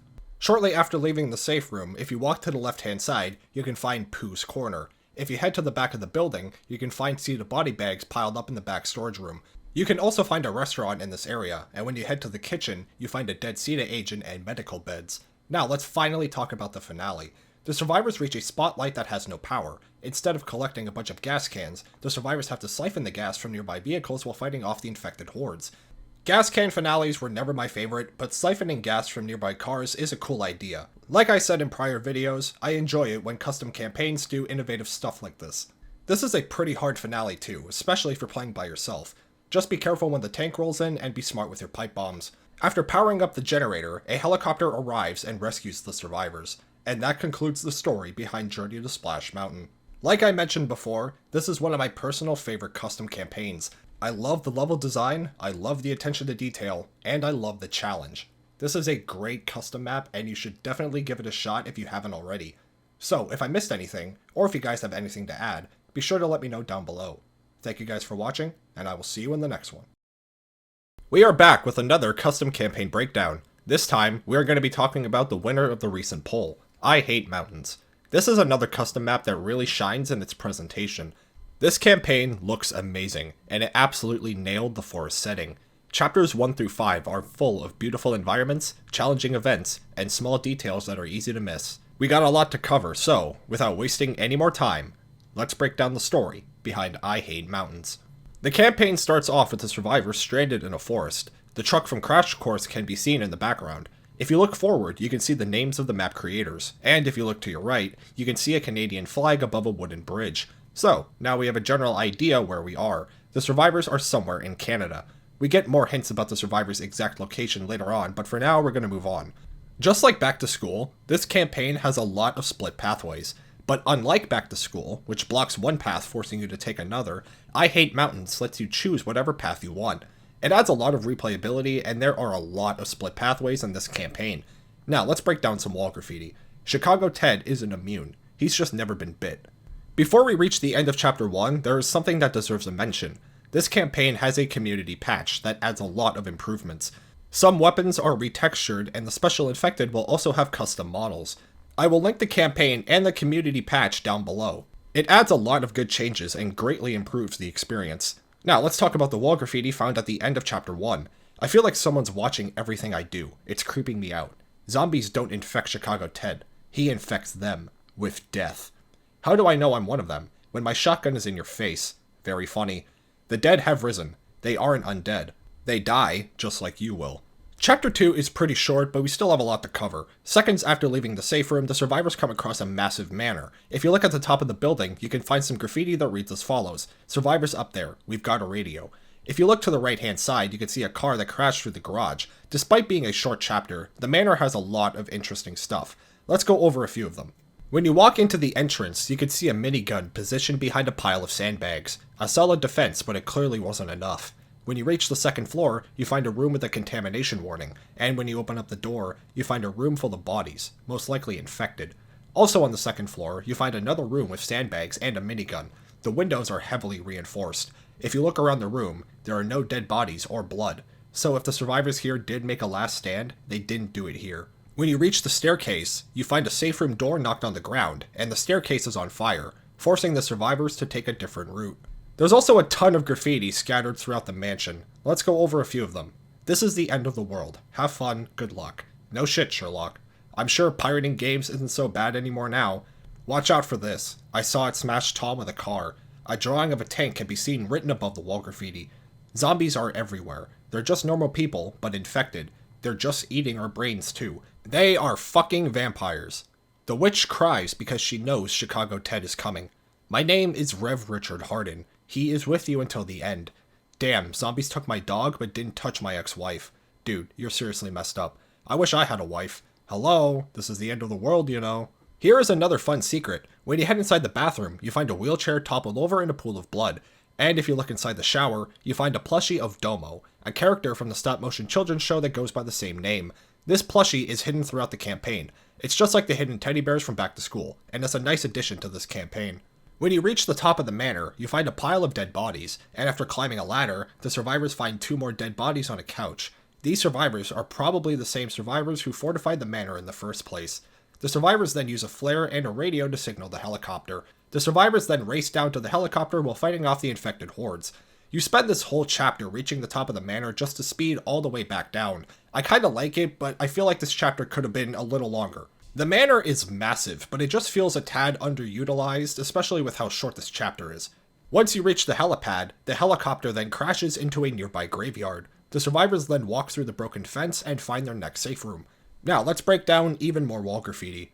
When there's no more room in hell, the dead will walk the earth. Stop watching movies, this shit is for real. Chapter 3 is spent entirely underground, fighting the infected through tunnels and train tracks. Despite the setting, this chapter still looks amazing. The details and environments are very solid in this chapter. Now let's get back to some lore analysis. A few minutes into Chapter 3, the survivors find an abandoned safe room. We've seen this before in a few custom campaigns, but this one is a little different. If you walk into the room on the left, you find a single dead body covered in a sheet. No blood can be found anywhere in the room, and instead of the safe room door being knocked on the ground, it's leaning up against the wall. Here's the big question. Why was the safe room left like this? It would be easy to write off if the safe room door was on the ground, but it's not. It's leaning up against the wall, almost as if it was taken off the hinges and placed there. I honestly can't think of a good reason as to why the safe room was left like this, so I'd love to hear your own theories down below. You can also find some graffiti in the abandoned safe room, and it reads as follows. Grabbing peels. Haha, Google is down. Now this is getting damn serious. I'm so tweeting this. Later on, in another side room, we have even more wall graffiti. The only real safe room is the safe room Chicago Ted is in. Shortly after, the survivors need to lower a bridge. This event is a little too easy just because of how short it is. Solid positioning is all you need to get past this event. Shortly after, the survivors reach the train tracks and follow it to the safe room. Now let's break down even more wall graffiti. I always love blowing people's heads off. Me too. I prefer when they die though. You sick bastards. He's watching our every move, waiting for the right moment to screw us over and over. What? Who the hell are you talking about? Don't trust him. Don't trust the director. Who the hell is the director? He's watching us, screwing us over and over. Poor dude lost his mind. Definitely. Now, to be honest with you guys, this next bit of wall graffiti is very difficult to read, mainly because of this insane cursive that I cannot figure out. I'm pretty sure this text at the top says, "Do you think they will find a cure?" But I have no idea what this text at the bottom says. If you guys can figure this out, please let me know down below. Now, let's talk about the beginning of Chapter 4. Once you leave the safe room, you might have noticed the cliff directly behind you. If you look at the very top of the cliff, you can see the outline of the manor seen in Chapter 2. Shortly after, the survivors reach a military checkpoint. Right next to the mounted gun, you can find even more wall graffiti. Beware, don't drink the seawater. Of course you don't drink the seawater, it's salt water. Actually, that's a lake. Haha, morons. The lake is a lie. Shortly after, the survivors reach a lumberyard. If you walk past the lumberyard and up the street, you find a howitzer pointed towards the street. A pile of bodies can be seen in the middle of the road, and you can even fire the howitzer, which summons a horde. I don't know why the player was given the option to fire a howitzer at an empty road, but I still think it's worth pointing out. Here's another fun detail. If you head to the front of the lumberyard and look onto the street, you find a truck that crashed into the nearby lake. If you jump onto the truck and head down to the water, you can actually jump into the lake. It's shallow enough for the survivors to stand, and you have a very wide open area to walk around in. It should be noted that I found no supplies or Easter eggs down here, so unless I'm missing something, this area is kinda pointless. I still think it's worth pointing out though. Now let's talk about the lumberyard. Along with the howitzer, you can find military tents, sandbags, and mounted miniguns. This lumberyard was transformed into a military outpost. If you head inside one of the nearby buildings, you can find this bit of wall graffiti. Stay out of the water, they can swim. Dude, it's freezing cold. Why would you go into the water anyways? Dude, there's a bridge like 650 feet away from here. When you head a little further into the lumberyard, you find multiple dead bodies all lined up beside each other. Some of these bodies are seen in body bags, some are covered by sheets, and some aren't covered at all. Maybe they ran out of body bags or the infected swarmed the base before these bodies were taken care of. When you walk a little further, you find a dead body stuck under a door, and when you look up, you can find a banner along with the following message: "Need food or will be dead before dawn." Later on, the survivors use a crane to clear a path and reach the safe room. Before we talk about this event, we have some wall graffiti to break down. Or to be more accurate, we have a poem to read. We were fighting the infected all across the square. The scent of their blood was in the air. A witch in the courtyard gave us quite a scare, and things only got worse from there. When a hunter grabbed Mark and thrashed him in twain, Jeffrey was hung by a smoker as he howled in pain. Nicholas drew his pistol and took careful aim. He fired 2 shots, but it was all in vain. Just then, when all hope had been burned and bled, the infected all screamed and turned and fled. Clothed in a flannel shirt, blue, black, and red, came an angel of badass named Chicago Ted. With his twin shotguns ablazing, he slaughtered that horde, till he got bored of that and switched to his sword. His cap coated in blood, while us he ignored, for the thrill of the hunt was his own reward. Now he was no Chuck Norris, don't get me wrong, but Ted could do this crap all day long. The survivors leapt up and fought along, but Ted would do this work for a song. With corpses piled as high as can be, old Ted lit a smoke and howled with glee, as he used his sword to carve notches, you see, into his belt, 1,000 times 53. As a tank rounded the corner, we filled up with dread, but he just laughed and shook his head. With a powerful holler, the wild savior said, "No zombie is safe from Chicago Ted." This is hands down one of the best bits of wall graffiti I've ever seen on the workshop. Now let's quickly talk about the crane event. This event is pretty difficult. It's much longer when compared to the other events. I recommend holding out near the crane controls. The room has weapons and limited entry points. Stay away from the crane though. If the cargo drops on you or your team, it's an instant down. Now let's break down the wall graffiti found at the beginning of Chapter 5. I wish Chuck Norris was here. Chuck Norris doesn't simply come here. Here it comes again. No, seriously, he's fucking dead. Watch out for the ones with the dark hoodie. He'll try and touch your nipples. The safe room in Chapter 5 also has a piece of wall graffiti written in French, and when translated, it reads as follows. Can someone explain what's going on around here? This vacation is the worst of my life. What language is this? Looks like Spanish to me. Yeah, for fuck's sake, speak French. Now I get it, I think he's French. Definitely. Bastards. When you leave the safe room and look on the left-hand side, you can find a pile of dead zombies along with a dead tank. The outpost was able to hold its own, but in due time it was overrun. When you walk up the street and walk to the left-hand side, you find a blocked military barricade, and after walking further up the road, the survivors reach a lake house. The survivors then find a radio and use it to contact the pilot. Before we talk about this finale, we have a few things to break down. If you look at the front of one of the buildings, you can see the name West Coast Air. You can also see a layout of Canada with the West Coast highlighted in yellow. Now we have a better idea of where we are. The survivors are somewhere along the west coast of Canada. Odds are they are somewhere in BC, which is famous for its thick forest and mountain landscapes. We also have a lot of wall graffiti to break down. Let's start with a Bible reference. "And there shall be signs in the sun, and in the moon, and in the stars, and upon the earth distress of nations, with perplexity, the sea and waves roaring, men's hearts failing them for fear, and for looking after those things which are coming on the earth. For the powers of heaven shall be shaken." Luke chapter 21, verse 25 and 26. This is no time for religious bullshit. Right now, I really wish Jesus would multiply ammo. Chicago Ted doesn't rescue you from the zombies. You rescue the zombies from Chicago Ted. Arrogant asshole spotted. Nobody is going to save us.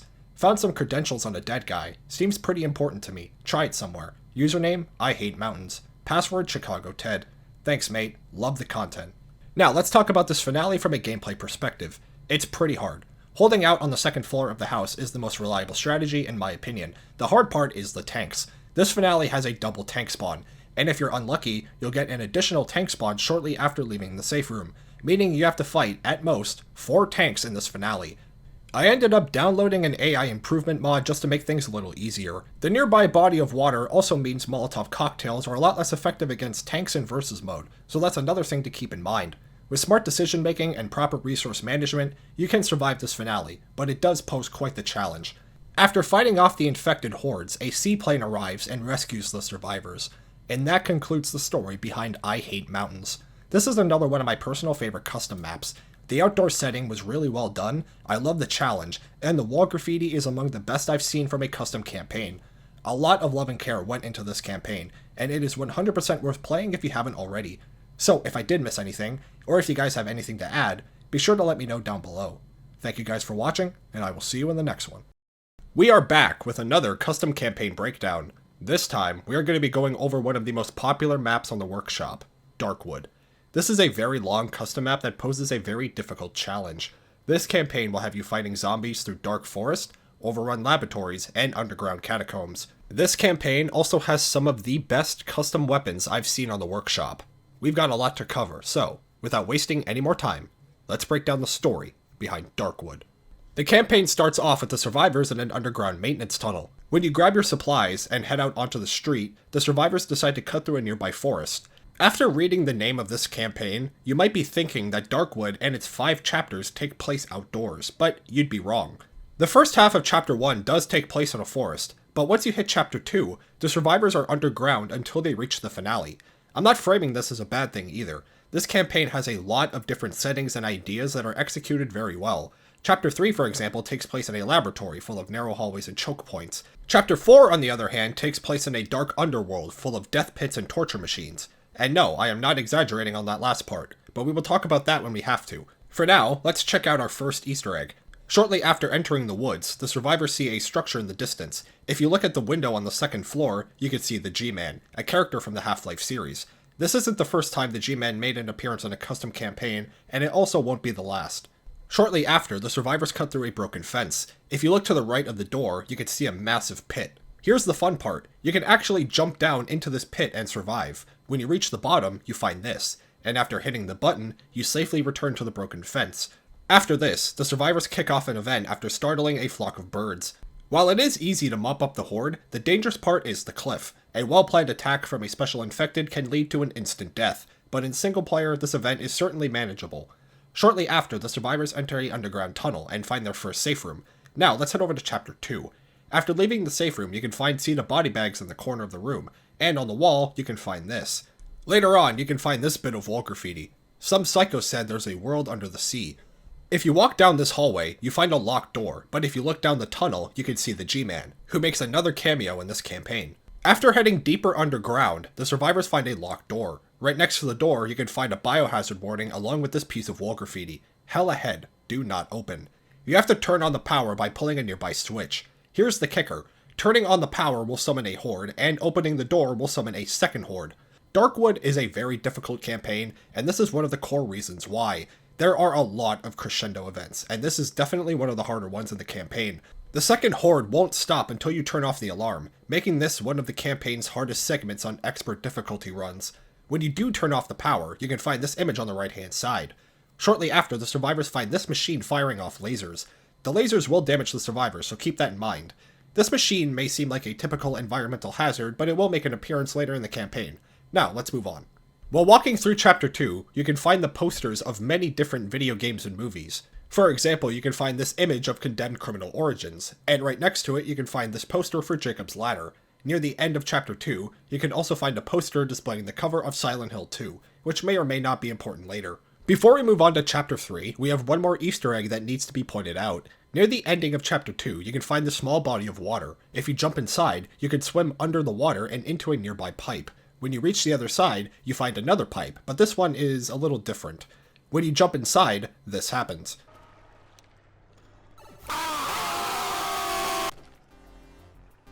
This is basically a parkour test, and it's not an easy one. For those who mastered the movement on the Source engine, this little obstacle course will put those skills to the test. This is a very brutal challenge, but you are accompanied by custom music, and you can leave at any time if you give up. When you reach the very top, you are rewarded with a flaming sword. This weapon is very good. It's a sharp melee weapon that also sets the enemies on fire. It doesn't have the highest damage, but it's still a very good weapon regardless. Here's another fun secret. When you finish the obstacle course, you exit from a pipe in a side room. If you head into NoClip and head into this exact room, you can find this piece of text. NoClip won't help you here. Go away. Now, let's head over to Chapter 3. This chapter is a very long chapter full of small details and Easter eggs. And on top of that, this is also the most difficult chapter in the entire campaign. The ending of this chapter is also worth a discussion, but we'll get to that in due time. For now, we have a few things that need to be pointed out. Shortly after leaving the safe room, you can find this at the center of the lab. The game instructor calls this the power core, and it will play a part later in the chapter. If you take a closer look at the power core, it looks just like the machine I pointed out in Chapter 2. While walking through Chapter 3, you can also find this name, Athena Labs. We will go into more detail on this later, but for now we're going to move on. Shortly after reaching the second floor, the survivors crawl inside a vent. Inside, a horde is summoned, and as you can probably imagine, fighting a horde in a vent is very difficult and dangerous. The placement of this horde is certainly questionable, but it's not a huge problem on lower difficulty settings. After crawling through the vents, the survivors drop into a room and head deeper into the laboratory. If you look on the desk, you can see a small container with a biohazard warning. A green substance is splattered all over the container. Small green vials can also be found scattered throughout the laboratory. Based on the evidence presented, it's safe to assume that the scientists at Athena Labs were conducting experiments on the infected. Maybe they were trying to find a cure, or maybe they had other intentions in mind. Shortly after, the survivors need to cut through 3 rooms full of infected. The first room is full of mudmen. The second room is full of normal zombies. The third room, however, is full of zombies that look like this. Maybe these zombies were a direct result of the Athena Lab experiments. Putting all theories aside for a second, this is hands down one of my favorite custom models, and I love pointing out stuff like this in these breakdowns. These guys also have a shit ton of health, so keep that in mind. Now, let's move on. After stepping into the nearby hallway, you can find this clipboard on the wall. If you get a closer look, you can see a piece of text that reads as follows. Date of test, October 5th, 2015. So, instead of taking place in 2009, this campaign takes place in 2015. If you take one more look at the clipboard, you can find this text written at the bottom. Maintenance cycle number 3. Athena Labs was only able to go through 3 maintenance cycles before everything went to absolute shit. It's a fun detail that I wanted to point out. Shortly after, you can find this piece of wall graffiti inside the bathroom. I live in the weak and the wounded. The survivors then enter another room, and on the right-hand side you can find a door with the following message, do not open. If you try to interact with the door, a tank then spawns from inside the room. It catches you off guard the first time, but on repeat runs, dealing with this tank is kinda easy. When you head inside the room, you find a dead body sitting in a chair. A key card can also be found on the desk, and you can pick it up. We'll talk more about this later. When you head further into the laboratory, you can find even more green vials. In one of the side rooms, you can find whiteboards with a full diagram of the power core. You can also find these charts all over the laboratory. One of these charts looks like this, and at the center of the chart, you can see the letters NOAEL, which stands for No Observed Adverse Effect Level. I am not a scientist by any means, so if anybody watching has something to add with these charts, please let us know down below. Now, let's move on. Here's another fun secret. Some of the rooms in the laboratory are completely inaccessible, but if you head into NoClip and head inside one of the locked rooms, you can find this photo on the wall. Shortly after, the survivors climb onto a vent. There are no guardrails or safeguards of any kind, making this a prime location for ambush attacks. During my solo run, I actually got depth charged in this exact spot, and this didn't just happen once, it actually happened fucking twice. While walking on the vents, if you look up towards the top floor, you can see the G-Man, who once again makes an appearance. After this, the survivors finally reach the main control panel for the power core. Now, before we talk about the ending of Chapter 3, there is still one more Easter egg that needs to be pointed out. While walking through Athena Labs, you may have noticed a room full of gnomes and ammo. If you head back to the safe room at the beginning of the chapter, you can see an open vent, and after jumping onto this box, you can actually climb inside of the vent. When you reach the other side, you find weapons, ammo, and 4 gnomes that you can pick up. Now let's head back to this part of the laboratory. When you walk up this hallway, you can find a locked door that needs a keycard. The keycard I showed earlier will open up this door, and when you head inside, you can see the following message at the bottom left of your screen. Who are you? My cameras and probes scan your body, but you do not match any employee file. When my cyborgs bring you to an electrified interrogation bench, I will have your secrets, and you will learn more about pain than you ever wanted to know. In this room, you can find 4 pedestals, and as you can probably guess, you need the 4 gnomes I showed earlier. When you place down one of the gnomes, the AI will continue to threaten you. Look at you, hacker, a pathetic creature of meat and bone, panting and sweating as you run through my corridors. How can you challenge a perfect immortal machine? After placing all the gnomes, the survivors are, well, here. And after waiting for a few seconds, the AI will then say this to you. You move like an insect. You think like an insect. You are an insect. There is another who can serve my purpose. Take care not to fall too far out of my favor. Patience is not a characteristic of a goddess. You travel within the glory of my memories, insect. I can feel your fear as you tread the endless expanse of my mind. Make yourself comfortable. Before long, I will decorate my home with your carcass. You are no longer welcome here, nuisance. Why do you stay when you sense my displeasure? A countdown starts, and then the survivors need to fight off the infected hordes. You also have to kill 2 tanks to pass this challenge. When compared to the other secret challenges in this campaign, this one is by far the most simplistic, but that doesn't mean it's a cakewalk. You don't have a very large area to work with, and the tanks can very easily get the drop on you. But if you do survive the challenge, you are then rewarded with a mace. Darkwood has a lot of secret weapons, but this one is hands down my favorite.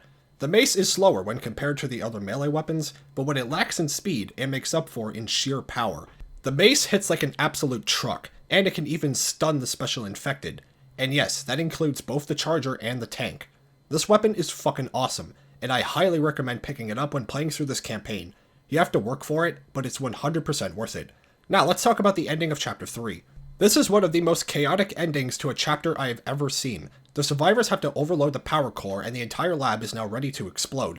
The survivors then have to race all the way to an elevator before the timer runs out. The game instructor says you have 2 minutes, but according to the campaign's creator, it's actually 2.5 minutes. Darkwood is a very difficult campaign, and the ending of Chapter 3 is the peak of its challenge.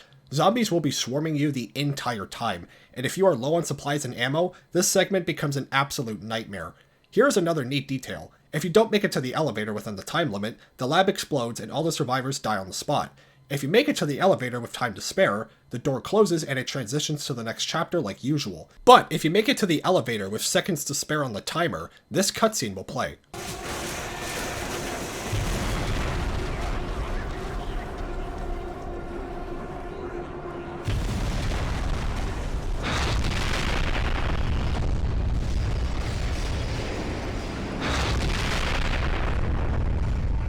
I love it when the map creators go the extra mile and add interesting stuff like this. Now let's head over to Chapter 4. The survivors climb out of the elevator, and when you reach the top, you can find this bit of wall graffiti. Some psycho said you could jump off the ladders without dying. The survivors then climb down the elevator shaft using a bunch of ladders. Here's another fun detail. The wall graffiti here isn't lying. You can jump off these ladders and you will be perfectly fine. It's a smart design choice that saves the player a lot of time. The survivors then find a room full of medkits and supplies, and on the wall you can find this piece of wall graffiti. Some psycho said he'd seen an island of sand and stone. Shortly after, the survivors find yet another ladder, but after climbing down, the survivors find themselves here. Chapter 3 is the hardest chapter in this campaign, but Chapter 4 is the most memorable in my opinion. Chapter 4 is a very dark chapter full of disturbing set pieces. The walls are covered in rust and blood. Dead bodies are hanging from the ceiling. The zombies from Half-Life can be seen crawling in the vents above your head. You can also find multiple dead bodies in cages, an incinerator burning what is hopefully infected corpses, and a giant compactor squishing a pile of dead bodies. Whenever I give you guys my takes or theories, I always try to keep them somewhat grounded in reality, but with a chapter like this, there are very obviously supernatural forces at play here.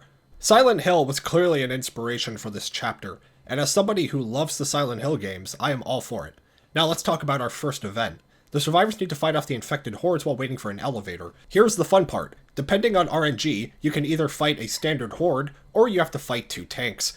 Depending on the difficulty, this segment can be very challenging, especially if you get the double tank spawn. The room is wide open, but bad positioning can quickly end your run. When you reach this elevator, just cross your fingers and pray you don't get the double tank spawn. Now, before we head up the elevator, there is one more Easter egg that needs to be pointed out. In the corner of this room, you can see a stack of guns and ammo, and if you walk to the end of this hallway and walk to your right, you can find this door. After opening the door and heading inside, you come face to face with the giant compactor I showed earlier. If you jump on the roof of the compactor, you will be lifted into this secret area. After jumping through a portal, the survivors are faced with a maze. The maze has no zombies, but that doesn't mean it's easy. Just to give you an idea of the maze's sheer size, the survivors start here, and the maze ends all the way over here. Yeah, it's quite the journey, but if you're able to solve the maze, you are rewarded with another custom weapon. This time, it's a gauntlet with retractable claws. Sharp melee weapons are always nice, and it's a pretty fast weapon too. I don't think it's as good as the mace or even the flame sword, but it's still a very nice weapon to pick up. Now, let's move on. After heading up the elevator, the survivors find a prison. If you walk into one of the side rooms, you can find this bit of wall graffiti. Most of the text is gibberish, but you can see the words "I am in hell" written over a dozen times. After walking a little further, the survivors find a dead body cut in half by a massive knife. This isn't a normal sword. This is the Great Knife. It's a weapon from the Silent Hill franchise, and it's Pyramid Head's signature weapon. Shortly after, the survivors need to open multiple doors while fighting off the infected hordes. This event is pretty difficult, but as long as you're mindful of the nearby drop, you should be fine. On higher difficulties, this event is much harder, but when compared to the ending of Chapter 3, it really isn't that bad. After this, the survivors reach another elevator, and during the ride to the top, you can see a figure in the distance. This character needs no introduction, but for those who may not know, this is Pyramid Head, the infamous villain from the Silent Hill franchise. Once the elevator reaches the top, the survivors escape from the other world and make it to the safe room. Now let's head over to Chapter 5. After leaving the safe room, the survivors walk through a hole in the wall, and after a short walk, the survivors have to fight the infected through underground catacombs. Before we talk about the church, we have a few things that need to be pointed out. If you walk onto this plank and drop onto this spot, you can walk into the wall and find another secret weapon. This time, it's a giant goblet. It's a blunt melee weapon with a decent swing speed, and you don't have to complete a challenge to obtain it, so that's a bonus. Also, while walking through this room, you'll notice a coffin open on the ground. If you take a look inside the coffin, you find the G-Man, who makes his last appearance in this campaign. Shortly after, the survivors climb a ladder and make it to a church. A radio can be found inside, along with Ceta maps and bodies hanging from the ceiling. You can also find a spinning blade in the center of the church, and when you turn it on, it will instantly kill any zombie that gets near it. Now let's talk about this finale from a gameplay perspective. This is a pretty hard finale, but the spinning blades will certainly make things easier. This finale does not have a lot of open spaces, so be mindful of your positioning. Aside from that, this finale can be managed just fine. After fighting off the infected hordes, a helicopter arrives and rescues the survivors. And that concludes the story behind Darkwood. This is a very good custom map. I love the Easter eggs, I love the chapter settings, and if you're somebody who likes a challenge, this campaign is right up your alley. The custom weapons were also a fantastic addition, and there are plenty of Easter eggs and small details to cover. This campaign was a lot of fun to break down, and I hope you guys enjoyed the video. So, if I did miss anything, or if you guys have anything to add, be sure to let me know down below. Thank you guys for watching, and I will see you in the next one. Over the past couple of months, I've broken down 6 custom campaigns, but none of them are as difficult and as challenging as the winner of the recent poll, Buried Deep. This campaign is one of the hardest maps on the workshop, and I'm not saying that lightly. Buried Deep and its 5 chapters are full of crescendo events, and they are some of the hardest events you will find in a custom map. Putting aside the difficulty, this campaign has a ton of lore and small details that are easy to overlook. So, without wasting any more time, let's break down the story behind Buried Deep. The campaign starts out with the survivors in a maintenance room. The description for the campaign reads as follows. This campaign is set in an alternate timeline where the APC that rescues the survivors in Blood Harvest takes them to a vast underground research complex located somewhere beneath the wild mountains of West Virginia. There, the survivors had 3 days of peace before the infected managed to break through the entire complex. Escaping from the initial invasion wave, the survivors managed to reach some maintenance rooms where they could hide until the outbreak calmed down, where the campaign starts. So, now we know when and where this campaign takes place. Instead of going to Georgia, the survivors were taken to West Virginia. After leaving the safe room, the survivors kill a few zombies and then arrive here, an open area with buildings and military vehicles. When you head inside one of the buildings, you can find this on the wall. Level 36, Kitchen. The first 3 chapters take place underground, but there are still a lot of very nice set pieces. This really does feel like a top secret military complex. The atmosphere is helped immensely by the campaign's custom tracks and sound effects. This is also a good time to point out a funny Easter egg that can be found while playing through this campaign. Throughout chapters 1 and 4, you can find these photos on the wall. Nothing else to add, it's just really funny. Now let's talk about another Easter egg. After walking into this room, if you look behind this pillar, you can find this button. If you press the button, a secret area opens in this hallway. When you walk into this room, you find another locked door along with 2 dead tanks and supplies. It should also be noted that when you walk into this room, something is shaking your screen. Also, before we move on, yes, this button is the exact same button used in the classic Doom games. Now, let's talk about the end of Chapter 1. The survivors reach a giant door and open it using a nearby switch. At the back of the room, you can find this text on the wall: Gate 30B, Research Division Entrance. This is also a good time to point out one of this campaign's best features. There are a lot of holdout events in this campaign, and they are really hard. But you are given an ample amount of supplies before each attempt, and you also have these mounted miniguns. In the official Left 4 Dead campaigns, the mounted miniguns are not good. They are placed in very inconvenient spots, and it's very easy to get attacked from behind. Most players just completely ignore them. In Buried Deep, however, the mounted miniguns are actually really good. The zombies don't spawn behind or on top of you, meaning you can mount the gun without getting attacked from your blind spot. Explosive barrels are also placed in the area, making your job a little easier. We'll talk more about these holdout events later in the video, but for now, let's head over to Chapter 2. When you leave the safe room, the survivors find this on the wall: Sector 8X, Maintenance Storage. If you walk into one of the side rooms, you can find this meme on the wall. Shortly after, the survivors find a bathroom. The door on the far right is locked for some odd reason. We'll talk about this in just a second. After this, the survivors find themselves here. A massive drop can be seen just over the railing. Now let's talk about our next Easter egg. When you walk down these stairs, you can jump over the railing and onto this pipe. When you walk to the far left, you can find this button, and after interacting with it, you are then teleported to the bathroom with a locked door. But this time, the door opens. When you head inside, it looks like a standard bathroom, but if you interact with the toilet, it explodes and a horde is summoned. You take damage, but a pack of medkits spawn at the same time, so it's not so bad. However, when the toilet explodes, a witch is disturbed somewhere off screen, and she will chase you, so keep that in mind. Now, let's move on. Shortly after, the survivors climb down a ladder, and when you look down the hallway, you can find a door that says, "Don't Dead Open Inside," which is another reference to the Walking Dead TV show. After this, the survivors find yet another blocked door. On the left, you can find this piece of wall graffiti: "Don't Open, Haunted Place." You then have to break the boards and open the door, but when you do that, this happens.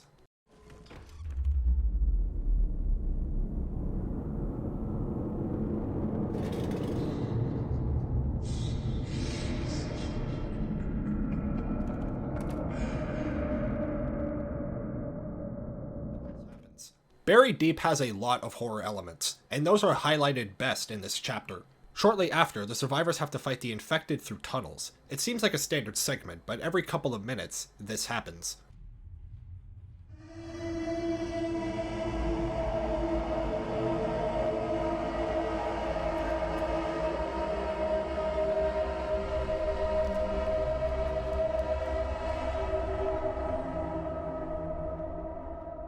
While walking through this area, you can also find these guys, shadowy figures that are completely unkillable.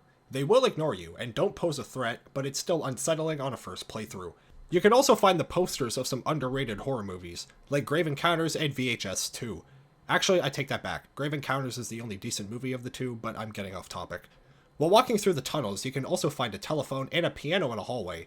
At first I thought this was a PT reference, but the giant piano puts a hole in that theory. It's a very odd place to put a piano, that's all. After walking a little further, the survivors walk into a room, and when you look out the window, you can see this in the distance. Chapter 1 was the standard military complex, but Chapter 2 takes the horror vibe to a whole other level. We already have very loud sirens, ghosts, and now satanic rituals. And we still have a few more things to talk about before heading over to Chapter 3. Near the ending of Chapter 2, the survivors find an elevator and need to hold off the infected until it arrives. When you call down the elevator, the lights turn off and the infected will be swarming you from almost every direction. A good Molotov or pipe bomb will make things easier, but on higher difficulties, this segment is very challenging due to the lack of visibility. When you take care of all the zombies, the elevator arrives and the survivors pile in, but after hitting the button, this happens. Take this.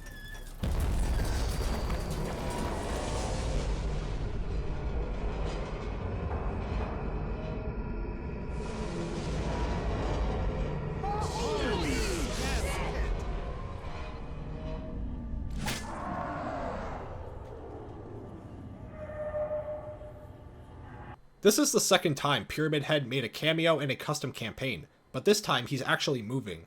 Also, him walking towards the elevator caught me off guard the first time I played. I sometimes forget the things that are possible in a Left 4 Dead custom map. Shortly after, the survivors find their next safe room and head over to Chapter 3. Shortly after leaving the safe room, the survivors walk into a massive open room. The survivors have to turn on the power and open the doors to an elevator. If you look on the left hand side, you can find a radio on a desk, and when you interact with it, you can hear the following.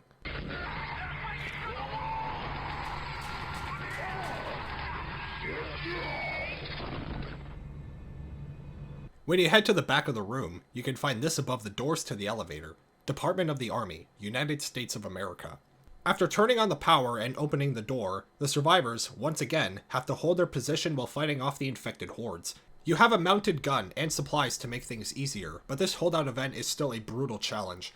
It goes on for quite a while, and when the elevator does arrive, you have to fight through the infected to make it to the elevator. This event killed me and my bot teammates on normal difficulty. I can only imagine how hard this campaign is on expert difficulty runs.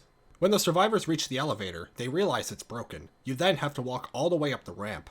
When you reach the top, you can find this piece of wall graffiti on the left-hand side. Danger! This bunker is infested. Get away. If you look above the doors, you can also find this piece of text. General Astorin Military Research Complex. The survivors then climb a ladder, and after a short walk, they find train tracks. A clear sign that we are getting closer to the surface. The survivors find their next safe room and then head over to Chapter 4. After leaving the safe room, the survivors find yet another elevator and have to hold off the infected until it arrives. When compared to the other crescendo events in this campaign, this one is very easy. The elevator arrives very quickly, so on lower difficulty settings you should be fine. When the elevator reaches the top, the survivors walk through a door and make it to the surface. The first 3 chapters are spent underground, fighting the infected through tight corridors. Chapters 4 and 5 change up that formula. Instead of tight hallways, there are wide open areas. Usually, I would praise the dichotomous level design, but there are a few problems with chapters 4 and 5. We'll talk about that in just a second. For now, we have another Easter egg to cover.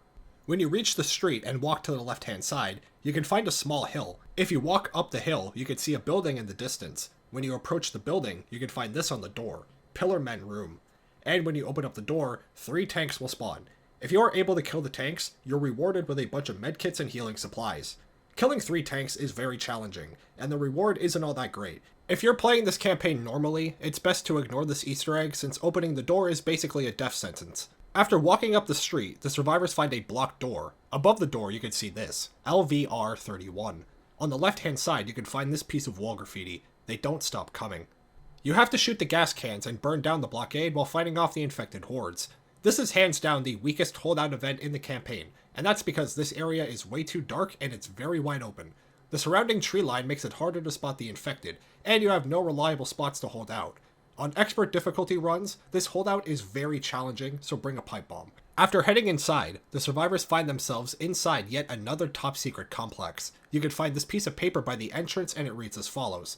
Warning, all personnel are required to use a combination locator.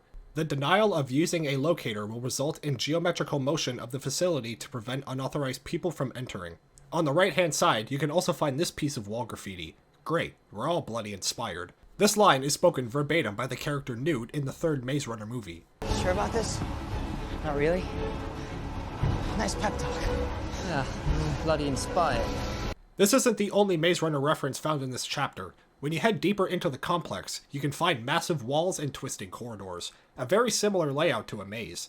And when you head a little deeper and look up, you can see this on the wall, WCKD, or Wicked. This is another reference to the Maze Runner franchise. Wicked is an organization trying to find a cure for a deadly virus. They also built the mazes seen in the movies and books. After a short walk, the survivors find even more Wicked writings on the wall. One of them looks like this, and on the right hand side you can see the name Newt, who is a fan favorite character from the Maze Runner franchise. After this, the survivors find a massive door, and after getting scanned, the door will slowly open and you have to once again fight off the infected hordes. This holdout is very long, but the area is very wide open, so it balances out. On expert difficulty runs, this can be very challenging if you don't have any items. Now, before we head over to Chapter 5, there is one more Easter egg that needs to be pointed out. Throughout the Buried Deep campaign, you can find this pixel art on the wall. If you shoot it, a jingle sound effect can be heard. These are hidden throughout the campaign, and I will show all of them quickly. The first pixel can be found in Chapter 1, immediately after leaving the safe room. If you walk into one of the rooms in the hallway, it can be seen right next to the door. Moving on to Chapter 2, if you stop at this pipe and look down, you can find the second hidden pixel. In Chapter 3, if you jump on this box and look on the wall, you can find the third hidden pixel. In Chapter 4, when you make it to the surface, you walk down this alley and you can find the fourth hidden pixel. And finally, when you head over to Chapter 5, and you leave the safe room and turn this corner, the final pixel can be found on the wall. When you shoot it, a door spawns, and when you head inside, you can find credits on the left-hand side, and on the right-hand side you can find the following message: "Thank you for playing." You can also find a box in the middle of the room, and when you break it, you find ammo, weapons, and healing supplies. Now let's talk about Chapter 5 in more detail. When you leave the safe room, you can find this on the wall: "World in Catastrophe, Killzone Experiment Department." And in the nearby hallway, you can also find this: "Remember, wicked is good." Later on, you can find this piece of wall graffiti on the ground: "To whoever sees this, I have left my truck in a garage crossing through the woods. You just need to fuel it. I hope it's more useful for you than it was for me now." After walking through the parking garage, the survivors leave the Wicked facility, and after a short walk through the woods, the survivors arrive at the finale. The truck mentioned earlier can be found in a garage. All we need to do is fuel it. Before we move on, there is one more Easter egg that needs to be pointed out. If you climb up onto this ledge, you can find this photo on the wall: "Quake is for everyone." Now, let's talk about this finale from a gameplay perspective. Well, it's very difficult. Collecting gas cans is not exactly a fan favorite when it comes to finales, but the area being dark and wide open is a combination that doesn't favor the survivors. The nearby trees also break line of sight, meaning the infected can easily get the drop on you. Also, there is one more thing that needs to be pointed out. If you play this campaign on expert difficulty, you have to collect 20 gas cans. 20. Collecting 20 fucking gas cans with a crew of bots on expert difficulty is basically impossible. So if you want to tackle this finale on the hardest difficulty, bring your friends, because I am not exaggerating when I say this is one of the hardest finales on the workshop. It's honestly not too bad on normal or advanced, but collecting 20 gas cans on expert difficulty is an insane challenge. Nazcuz goes into more detail about this campaign's brutal challenge, so check out his video if you haven't already.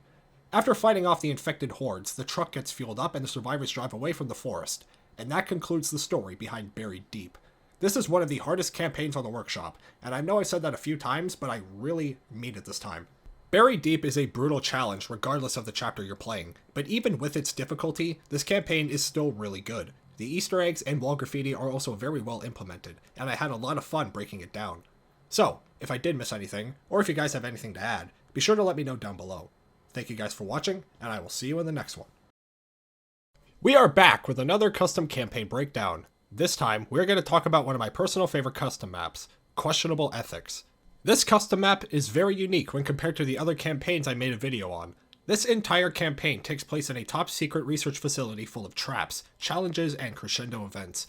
This campaign has a lot of clever ideas that are executed very well. Over the years, Questionable Ethics has become a full series of campaigns, including a remake and a sequel. For this breakdown, I will be going over the first Questionable Ethics map, since it's easily my favorite. So, without wasting any more time, let's break down the story behind Questionable Ethics. The campaign starts off with the survivors in a small room. You can find 4 dead bodies in the starting area, along with a camera in the corner of the spawn room. You can also find empty pill bottles in the corner of the room next to a dead body, and tally marks that add up to 17. After leaving the safe room, the survivors walk down a hallway and find a bunch of paintings. These paintings are found throughout the campaign, and if you knock it off the wall, you will be rewarded with a random item. Sometimes a special infected will spawn instead, so keep that in mind. Shortly after, the survivors get a better look at the facility. This is a good time to ask the obvious question: who is keeping the survivors here? Throughout the Questionable Ethics campaign, you can find these cameras almost everywhere. The hallways, the crescendo events, even the bathrooms have a camera. The survivors are being watched by somebody, we just don't know who. Here's what we do know. Whoever is running this facility has a lot of money and a lot of resources. This facility is huge, and it's full of traps and unique set pieces. You can also find this symbol on the wall. This is seen throughout the campaign, and it's one of the only clues we get as to who's running this place. There is a lot of mystery surrounding this facility. Why bring the survivors here? Why put them in a facility full of zombies and dangerous challenges? We obviously don't know the answers to these questions and likely never will. But if I had to guess, it's probably some kind of test or experiment, and a very twisted one at that. And as we come to find out, we are not the only survivors stuck in this facility. We'll get to that in due time. For now, we're going to move on. Shortly after, the survivors head deeper into the facility. This is another standout feature found in this campaign. While fighting through chapters 1 and 4, you can find weapons and supplies behind glass cases. You need gas cans to open them up. These gas cans are scattered throughout the campaign. You can use them to obtain better weapons or healing supplies. Questionable Ethics has a lot of innovative ideas, and this is one of the best features without a doubt. Now, let's move on. Shortly after, the survivors walk into a room with blue tiles. When you approach some of the tiles, they will turn into glass panels and break when you walk on them. This can be avoided with ease, but this will come back later in the campaign. After walking into the next room, the survivors find 9 numbers on a wall. and after getting a little closer, 4 numbers will be highlighted. These numbers are randomized every time you play, and this combination is needed to complete the campaign, but if you somehow forget the combination, you can use a gas can as an alternative, which is once again great level design. Shortly after, the survivors walk into a room. On the wall, you can find these glass tanks that are holding, well, tanks.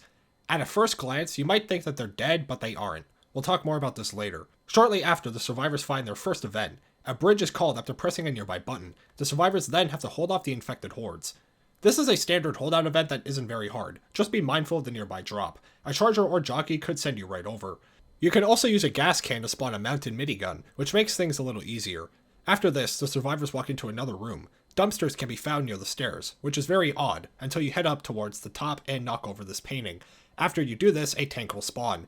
This can be difficult if you aren't prepared, and don't forget about the dumpsters I mentioned earlier. This room being small means the dumpsters are a lot more dangerous. After you kill the tank, a locked gate is opened. You then walk forward and find metal detectors. The blue tiles also make a return, and the safe room can be found on the far side of the room. This event is very hard, especially if you get knocked into one of the holes by a special infected. The tiles are also a lot harder to deal with since you're being attacked from every direction. Now let's head over to Chapter 2. This is where we get a few more hints on the campaign's story. When you leave the safe room, you find yourself in a massive open area. 4 rooms can be found, and each has their own designated number above the door. If you look on the left-hand side, you'll notice that the door for room number 3 is wide open, and when you enter room 3, you find an empty safe room. Some supplies can be found, but it's nothing great. So, based on the evidence presented, we know that there's another crew of survivors stuck in this facility. Also, when you hop in the elevator and reach the top, if you look on the right-hand side, you'll see a hallway full of dead zombies. The survivors from room 3 took this exact same elevator, but went down a different hallway. Maybe we'll cross paths with them in future chapters. Shortly after, the survivors find another elevator, and during the ride you can find these pieces of wall graffiti. God is dead. None of you will survive. Fight. When you reach the top, the survivors find themselves surrounded by tanks. When you knock over the nearby photo, the screen will shake and 2 tanks will spawn. You are given an ample amount of supplies, but just like last time, the room has 2 dumpsters that can be used to instantly down you, so keep that in mind. After you kill the tanks, the nearby gate then opens. The survivors then head deeper into the facility. When you walk into this room, you can find a massive window on the ceiling, and when you walk a little further, the survivors find yet another challenge. You have to press a button to open a locked door. The problem is you have to walk through water, and giant pillars will be dropped from the ceiling and deal heavy damage. An adrenaline shot will make this segment a lot easier, but if played carelessly, this segment can destroy your health bar, so proceed with caution. Shortly after, the survivors climb a ladder and find themselves surrounded by red paintings. As you can probably guess by the bells on the wall, if you knock over these paintings, a horde is alerted. You don't even have to shove the painting, simply shooting it will summon a horde. Again, if you're careless, this segment can be very challenging, so just be mindful of where you shoot. After this, the survivors find a car dangling from the ceiling. When you walk towards it, the car then drops. This will come back in a few seconds. After leaving the room, the survivors walk across a massive pipe, and when you reach the other side, the survivors find yet another challenge. And this is hands down one of the best segments I have ever played in any custom campaign. When you walk into this room, you can see a 4-digit code on the wall. At the very end of the pipe, you can see a button. A safe room symbol can be seen with an arrow pointing down, but you can also find orange arrows pointing towards the ceiling, and when you look up, you can see why. 9 cars can be seen dangling from the ceiling, and after you press the button, pipes extend out of the nearby walls and you then have to drop down to the safe room. Here's the fun part. As you get closer to the safe room, the cars will drop one by one. You then have to fight off the infected while at the same time dodging cars that are falling from the ceiling. This segment is so fucking fun. I have never seen something like this in a custom map before. A charger, jockey, or smoker is bad enough when walking on pipes this narrow, but cars constantly dropping from the ceiling adds so much chaos to this segment. This is, in my opinion, the best part of this campaign, especially when playing with your friends. When you reach the bottom, the survivors punch in the code and head over to Chapter 3. When you walk out of the safe room, you walk into what I like to call the cargo room.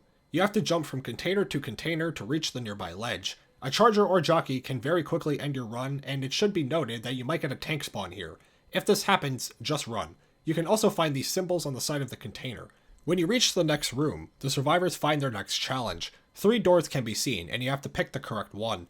Picking the wrong door can lead to a surprise special infected or an endless pit. I would tell you the answer, but that takes the fun out of it.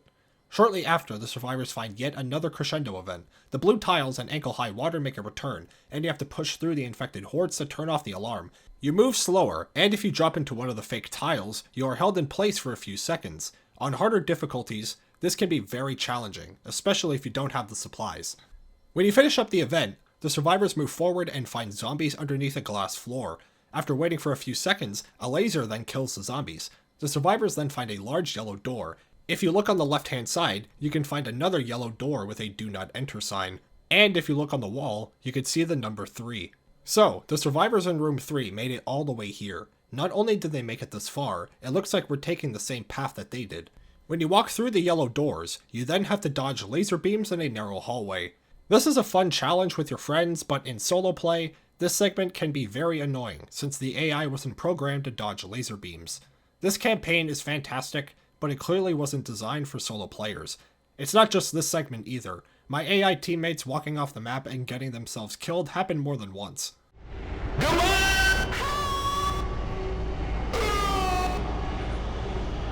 Shortly after, the survivors walk through a gate and walk into this tunnel. When you try to climb the ladder, the gate closes. You then have to press the button behind the purple dumpster. When you do this, the room starts to spin, and 2 tanks will spawn. This room is not large, making the dumpster even more dangerous. The tanks spawn one at a time, which is a good balance choice, but this event can still be very challenging if you don't kill the tanks fast enough. When you finish off the tanks, the survivors find themselves in this big blue room. When the doors close, a pod protrudes from the ground, and when you walk inside, the doors close and you are scanned by something. When you walk out of the pod, your character is covered in a strange orange aura, and you then have to fight off the infected hordes. Here's the fun part. The pod gives you a strange but powerful ability. When the infected get close to you, they will be set on fire. It's basically a fire shield that helps out a lot with this event. When you clear out all the zombies, you once again have to kill 2 tanks. You are given an ample amount of supplies before the event, just like last time, but this is still incredibly challenging. The fire buff will still work on the tanks, so keep that in mind. You also have a Midnight Rider song playing in the background, which is a nice bonus. When you finish up the event, the survivors find a massive room with 4 bridges. Each of them are numbered, just like the rooms found in Chapter 2. Here's a neat detail. When you look at bridge number 3, you'll notice that the safe room door is wide open. The doors to bridges 1 and 2, however, are still closed. So, the survivors in room 3 made it all the way to the finale. Speaking of the finale, let's head over to Chapter 4. When you leave the safe room, you find a full armory of guns and ammo. You can also find another 4-digit code above the elevator. If you head into NoClip and head towards the far left of the hallway, you can also find the campaign's official credits. The survivors then take the elevator to their final test. The survivors arrive in a large room that's partially flooded, once again slowing your movement speed. When you walk to the center of the room, you can find the dead body of Lewis face down in the water. If you look to the left of the room, you can find the dead body of Francis against the wall. And if you look forward, you can find Zoe's dead body by the exit. Based on the evidence presented, we can safely assume the following. The Left 4 Dead 1 survivors were the survivors in room 3. They've been fighting through this facility just like us, and they made it all the way to the final test, but they sadly didn't survive. It should also be noted that Bill's body is nowhere to be found. This could mean one of 2 things. Either A, this campaign takes place after the events of the sacrifice, or B, Bill simply died before he reached the final test. Regardless of the reason, I think it's still worth pointing out. The survivors then press a button and have to hold off the infected hordes until the door opens. Now let's talk about this finale from a gameplay perspective. It's pretty hard. The water slows your movement speed, but the stone slabs can be walked on to make your job a little easier. There is a problem though. Every 30 seconds, pillars will drop from the ceiling and potentially crush you. They still do a lot of damage, and you are fighting zombies the entire time, which makes it a lot harder. Also, you have to kill 2 tanks, which is standard for a finale, but the area being flooded means Molotovs are basically ineffective. With good positioning and smart decision making, you can survive this part of the finale just fine, but on harder difficulty settings, this can pose a very difficult challenge. When you kill the second tank, the door opens, but the finale is not yet over. After walking down the hallway, you have to fight through the disappearing blue tiles yet again. And when you get past that, you have to once again jump down a bunch of pipes while dodging falling cars. This time, however, the infected will be swarming you the whole way. There are a lot of challenges in this campaign. The falling cars, the blue tiles, the combinations, just to name a few. In this finale, almost every challenge is thrown at you here, and if you're careless, you will die very quickly.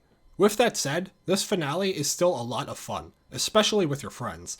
When you dodge all the cars and reach the bottom of the pipe, you find yet another combination door. Remember the code above the elevator at the start of the chapter? You're going to need it to complete the finale. When you open up the door, you can see an exit dead ahead, but as you approach the door, it closes. 4 rooms can be seen. All of them are locked except one. If you look on the right hand side, you can see an arrow pointing towards the safe room. And when you head inside, the survivors find themselves in a room that is identical to the starting area back in chapter 1. The door begins to close and the survivors will then shout out in frustration, knowing that their test is not yet over. And that concludes the story behind Questionable Ethics. This campaign is one of my personal favorites. The level design is incredibly unique, and it poses a challenge without going overboard with the difficulty. I love the challenges, and the crescendo events were a lot of fun. This campaign is fantastic, and you should definitely give it a shot if you haven't already. So, if I did miss anything, or if you guys have anything to add, be sure to let me know down below. Thank you guys for watching, and I will see you in the next one.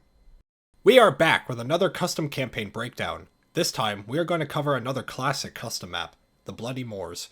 This is another custom map that really shines in its presentation and level design. The Bloody Moors is also very well polished, with its own unique models and custom weapons. There's also new pieces of wall graffiti and small Easter eggs that are easy to miss. We have a lot to cover, so, without wasting any more time, let's break down the story behind the Bloody Moors. The campaign starts out with the Left 4 Dead 2 survivors walking away from a crashed airplane. The official description for the campaign reads as follows. The survivors have fled the USA to seek safety in England, but crash land on the bleak, windswept Yorkshire moors, and must fight through isolated old cottages and stables, a filthy canal and apartment building, an old cemetery and ruined church, a quarantined fishing village, and a long-buried eldritch horror. So, now we have a better idea of where we are. For the first time in the series, we are breaking down a custom map that doesn't take place in North America. This time, the survivors find themselves in the great land of... To be more specific, we are somewhere in the Yorkshire Moors, which is a real location that is famous for its open country and beautiful landscapes. Speaking of open country, this campaign has a lot of wide open spaces. It fits the setting, of course, and offers some branching pathways for replayability. This campaign also rewards your exploration, which is always nice. Now, let's move on. Shortly after leaving the starting area, you can find dead livestock. We've seen this before in prior campaigns, but we are going to talk more about this later. After walking further up the path, if you walk to the left-hand side, you can find a jockey hung to a tree. This is a very odd location to hang a special infected, but we will be seeing more of this later in the campaign. Shortly after, the survivors come across a house. If you walk to the right-hand side of the street, you can find this piece of wall graffiti. Survivors, safe house up the hill, other side of the barricade.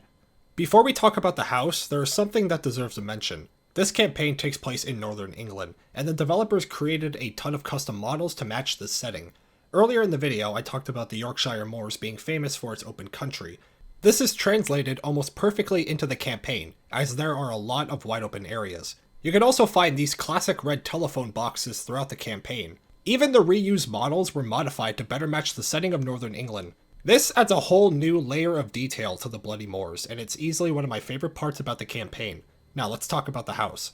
If you walk around to the back of the house, you can see a body hanging from a tree, and when you approach the body, it drops towards you. When you enter the house, you can find a pile of dead bodies by the back door, and when you head inside a side room, you can see a news broadcast playing on a TV. If you listen closely, you can hear the following. For those of you who are still out there, we bring you this official message from the UK government. If you are in need of help, it's safest to travel in groups. Avoid the main roads and get to your nearest police station as soon as possible, where you will find shelter, supplies, and protection from the infected. End of message. If you take a closer look at the TV, you can see the letters BBD, which is an obvious parody to BBC News. During the broadcast, you can also see this text at the bottom of the screen. Report unusual behavior. Barricade your homes. Avoid all contact with infected individuals. Wait for official instructions. If this sounds familiar, that's because it is. Report unusual behavior. Barricade your homes. Avoid all contact with infected individuals. Wait for official instructions. Wait my ass. You can also find this piece of wall graffiti on the right-hand side. It's a lie. Police stations are already overrun. Head for the coast. If you walk into the kitchen, you can see a human leg being cooked on a fire. And if you head to the right side of the room, you can see a trap door on the ground along with the following message. Keep locked. Here's a fun secret. You can actually shoot the lock on the cellar door and head inside. When you walk down the stairs, you find a pile of dead bodies. And when you head to the back of the basement, you find another dead body along with this piece of wall graffiti. Give me your answers. Make me half crazy. On the right side of the basement, you can find a locked safe room door. At the bottom of the door, you can find this piece of graffiti. Do not go this way. If you look through the slot on the safe room door, you can see this piece of graffiti written inside the room. This is a reference to the custom campaign 149, which also features this exact piece of wall graffiti. It should also be noted that the Bloody Moors and 149 was created by the same person. When you head towards the living room, you can find a radio on a nightstand. You can also find this piece of graffiti written on the wall. And when you interact with the radio, the song Still Alive begins playing. This is an obvious reference to the Portal franchise. When you walk up the stairs to the second floor, the survivors find a barricaded door. After approaching the door, the survivors realize that somebody is inside. If you listen closely, you can hear the following. Who's there? Who's that? Get lost! No! We're not coming out! Leave us alone! Hey, you out there! You're bringing the infected here! Get lost! Don't cry. It'll be okay. It'll be okay. Hush. Hush. Please.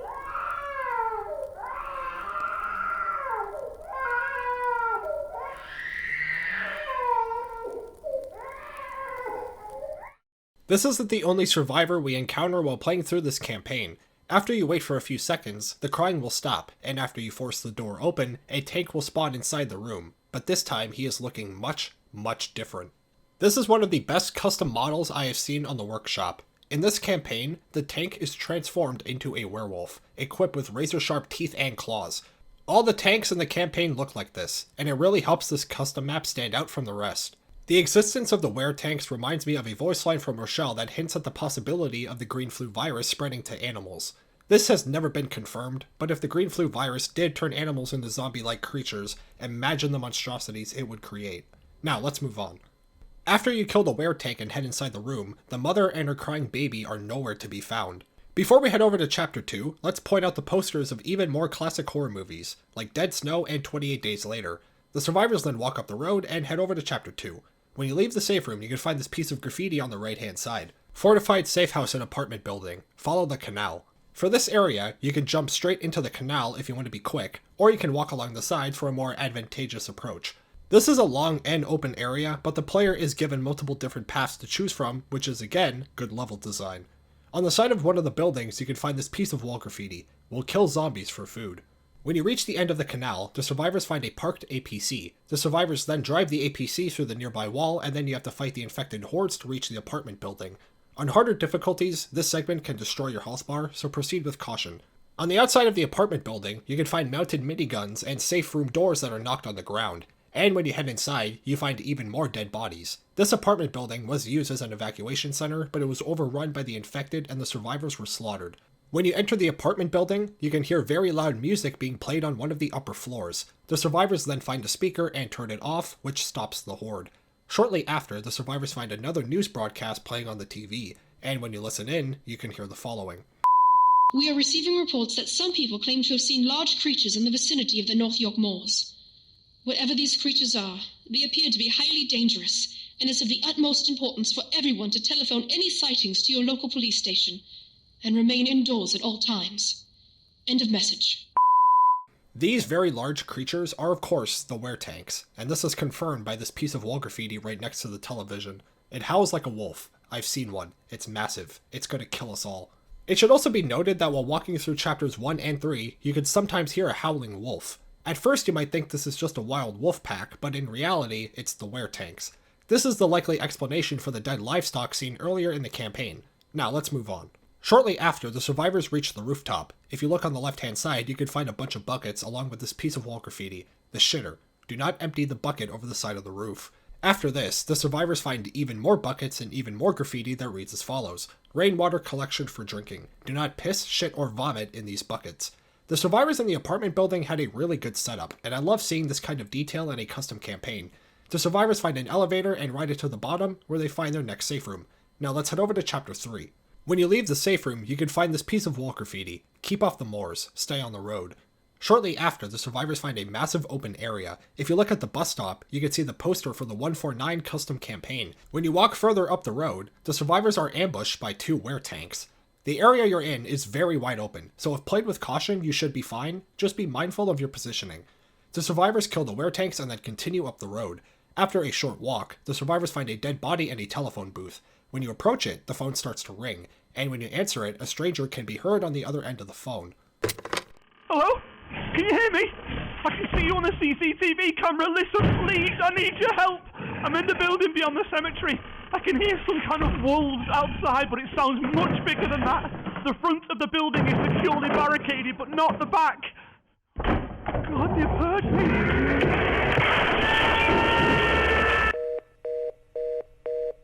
This is the second survivor we encounter in this campaign. He's asking the survivors to help him, but was attacked by an infected. The survivors decide to head towards the cemetery. Who knows, maybe the mystery man on the phone actually survived. When you reach the entrance to the graveyard, you can find this piece of wall graffiti: food and shelter, Cemetery Keeper's Lodge. When you head to the right side of the cemetery, you can find a key on the ground that you can't pick up. This opens a door in an upcoming segment, but before we talk about that segment, we have a few more things to point out. First of all, when you walk inside the church, you can see a witch hanging from the ceiling. And when you exit the church and walk to the left-hand side, you can find healing supplies along with a sign that reads as follows: "Beware of weretanks." After this, the survivors find another house. You can find this piece of graffiti by the front door. "Survivors, the front is securely barricaded. Go around to house rear." The survivors then climb a ladder and enter the backyard of the house. If you look directly in front of you, you can see the head of a weretank on a pike. And if you look behind it, you can see a doghouse. The name Trevor can be seen at the top. Trevor then begins to bark, very loudly, and a horde is summoned at the same time. The survivors have to grab dog food and feed it to Trevor so he stops barking. This event is pretty difficult just because of the very wide open area you are given. It's also very dark, making it a little harder. Also, before we head any further, there is something that deserves a mention. The Bloody Moors has 2 custom melee weapons. One of them is a bone, and the other is a broken bottle. Both have solid swing speeds, and they fit the setting of the campaign very well. After you clear out all the zombies, the survivors then give the dog food to Trevor and he stops barking. After a few seconds, a weretank then breaks a nearby fence. Again, this area you're in is very wide open, so you should melt this tank with minimal effort, but it does catch you off guard on a first playthrough. The survivors then enter the house, and when you look on the left-hand side, you can see a massive pile of Cena body bags. It's literally flooding the nearby room. And when you go down the hallway and turn the corner, you can see a dead weretank on the ground with 2 puncture wounds in its back. The claws of the weretank are drenched in blood. If you look at the TV on the table dead ahead, you can see CCTV footage of the phone booth earlier in the chapter. And if you look to the right of the television, you can see a telephone dangling off the table. You can also find a pool of blood and human limbs in front of the TV. So it's safe to say our friend over the phone didn't survive. I'm under the assumption that he was in here with multiple survivors who are also dead, because I highly doubt this guy was able to kill a weretank with melee weapons all by himself. It should also be noted that this is the second dead weretank in this chapter, and they killed it with melee weapons, which is even more impressive. If you head into the kitchen, you can find the portraits of the Left 4 Dead 1 survivors, and if you head into a side room, you find another news broadcast on the TV. Let's see what they have to say this time around. There is no official word from the government at this time. The military has taken control and tasked special forces to clear out local cities and villages around Yorkshire. If you are still out there, barricade yourself indoors and wait for rescue to arrive. End of message. So the military is clearing out the cities around Yorkshire, and the news is telling the survivors to stay in their homes and wait for rescue. Sounds familiar, doesn't it? You can also find this piece of graffiti behind the TV. Rescue never came. It's all over. Nobody is coming to save us. Only God can help us now. When you head up to the second floor, you can find a locked room. Remember the key in the cemetery? That key will unlock this door, and when you head inside, you find a room full of Tier 2 weapons. The survivors then follow a trail of flares to their next safe room. When you reach the safe room, you can find another dead jockey hanging outside along with this piece of wall graffiti. Looters will be shot. Now let's head over to Chapter 4. The start of Chapter 4 has the survivors fighting the infected through a restaurant called the Old Stag. When you reach the back of the restaurant, you find another news broadcast playing on the TV, but this time the news is a lot darker. All communication with the military has been lost, and it appears that the special forces have failed in their task. We have received a report that several fishermen are rescuing nearby survivors in the coastal village of Robin Hood's Bay and taking them to a ship a few miles offshore. End of message. Behind the TV, you can find this piece of wall graffiti. Adam, my uncle has an old trawler in Robin Hood's Bay. Meet you there. Jeff. And for those wondering, Robin Hood's Bay is a real location in northern England, so now we have a much better idea of where we are. The survivors decide to head for Robin Hood's Bay, knowing they have no other options. When you reach the basement, you find a hole in the wall along with this piece of wall graffiti. Trapped in basement, smashed through sealed corridor, don't know what lies beyond. The survivors then crawl through the hole and continue forward. A good chunk of Chapter 4 takes place underground. You might be thinking the level design will change along with the setting, but you'd be wrong. The Bloody Moors is famous for its very wide open areas, and that hardly changes in Chapter 4. While I do like the open level design that incentivizes exploration, I did get lost more than once in this chapter. Your only light source is your flashlight and these torches on the wall, and getting yourself turned around is very easy because they all look the same, but that's a nitpick more than anything. Now let's talk about Chapter 4 in more detail. While walking through Chapter 4, you can hear the sound of something. I have no idea what it is, but it doesn't sound human.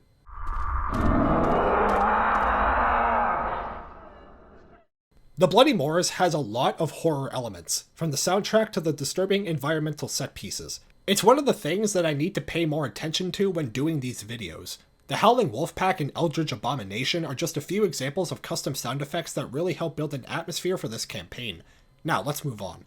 After this, the survivors find these two giant rocks, and after walking forward, you are once again ambushed by two weretanks.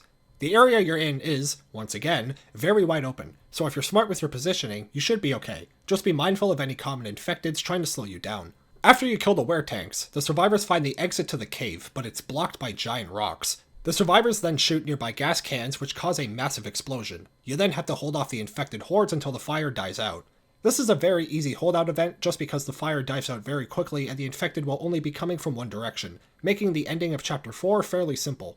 When you exit the cave, the survivors find another dead weretank outside of a house. Now let's head over to Chapter 5. When you leave the safe room, you can find this piece of graffiti on the left hand side. Only God can help us now. If you head into the next room, you can also find this on the wall. And when you head down to the basement, you find a TV playing the BBD News. This is the final news broadcast in the campaign. Let's hope for some good news. In the next few hours, we will cease all further broadcasting. If by some miracle anyone out there is still alive, then save your loved ones and survive in any way you can. It's all over, folks. God save the Queen and anyone still alive. End of message. When you enter the next room, the survivors find another dead weretank with multiple melee weapons stuck in its back, and after leaving the house, the survivors officially arrive at Robin Hood's Bay. When you look down towards the beach, you can see the word help. After walking down the beach, the survivors reach a small town, and this is hands down one of the best areas in the campaign. This entire chapter looks amazing. The buildings are unique and it matches the setting of Robin Hood's Bay. This area is full of unique models that look very good. Seriously, the developers did a great job with this campaign's presentation. When the survivors walk into town, they hear a voice over the intercom, and after approaching the door, a survivor can be heard on the other side. The stranger then makes a proposal to the survivors. Listen, you bloody foreign idiots are going to alert every zombie in York to this bloody racket you're making. So let's make a deal. You fetch me some grub from the butcher's up the road, and I'll throw out the keys to me boat. Then you lot can bugger off and leave me in peace. Here's another fun detail. The name of Chapter 5 is Arthur's Supplies. So, now we know the name of the mystery man. The survivors then head towards the gate and walk up the street towards the butchery store. During the walk, you can see a news van that says Yorkshire News. When you walk into the butchery, you can find this on a desk. Free sample. Right next to the sign, you can see a human skull. And when you walk inside the freezer, you find a very disturbing scene. The freezer is full of mutilated bodies, and the floor is drenched in blood. Chainsaws and machetes can be found all over the room, and if you look at the back of the freezer, you can find this piece of wall graffiti. I know it's wrong, but it tastes so good. Cannibalism was already hinted at earlier in the campaign, but now, instead of a single leg, it's a freezer full of human bodies. Also, remember the grub we have to grab for Arthur? Well, that grub is actually a human torso. When you grab the torso and head back to the door, Arthur will then hand you the keys. He sees absolutely no problem with the fact that you just slid a human torso through the door like it's a fucking Amazon package, but let's just ignore that for a second. Arthur thanks you for your help and gives you the keys to his boat. Now, before we end the video, let's talk about this finale from a gameplay perspective. Well, in the first half of the finale, it isn't that bad. You are given an ample amount of supplies, and the task you're given is pretty simplistic. You grab the torso and bring it back. There's only one tank on the way to the butchery store, which is pretty standard. This is the hard part. When you grab the keys, the survivors have to run to the boat seen on the far end of this pier. When you turn the corner, 2 tanks will drop directly in your path. This isn't bad RNG either. The tanks are designed to cut you off in this specific spot. This simple change really cranks up the difficulty. You will be getting swarmed by common infected the whole time, and you have to quickly kill 2 tanks, which is not an easy task. Since I usually play with bots, I personally just ran past the tanks and hauled ass towards the boat. But this isn't the most efficient or reliable strategy. The pier has no guardrails or safeguards, so one good punch can send you flying off the pier towards the water. The water will not instantly kill you like other campaigns, but you will be submerged and your movement speed is drastically reduced. So it's basically a death sentence either way. If you do survive somehow, there are ladders set alongside the pier, which gives you a clear path to the boat. Overall, this finale starts off simple, but gets very difficult in the last 60 seconds. With good teammates and proper communication, you could survive this finale, but if you're playing by yourself, just ditch your AI teammates and make a dash for the boat. Also, when you reach the boat, you can see the text, "One for all," written on the back. The survivors then reach the boat and sail off towards the sea. And that concludes the story behind the Bloody Moors. This is one of my personal favorite custom campaigns. The atmosphere and presentation is among the best I've seen. There are a ton of unique models and custom weapons, it strikes the right balance in terms of challenge, and most importantly, the map is fun. The Bloody Moors is an excellent campaign, and you should 100% play it if you haven't already. So, if I did miss anything, or if you guys have anything to add, be sure to let me know down below. Thank you guys for watching, and I will see you in the next one. Welcome back to another custom campaign breakdown. This time, we are going to cover another great custom map, Energy Crisis. This custom map flew under my radar for the past couple of months, but after playing through it recently, I knew I had to make a video on it. Energy Crisis has a great mix of environmental storytelling and engaging level design. All 5 chapters are very well done. This campaign also has a lot of unique set pieces and custom voice lines. We have a lot to cover, so, without wasting any more time, let's break down the story behind Energy Crisis. The campaign starts out with the survivors on a highway. During the cinematic, a voice can be heard over the radio, and he then says the following. "Oh, thank God, someone's out there.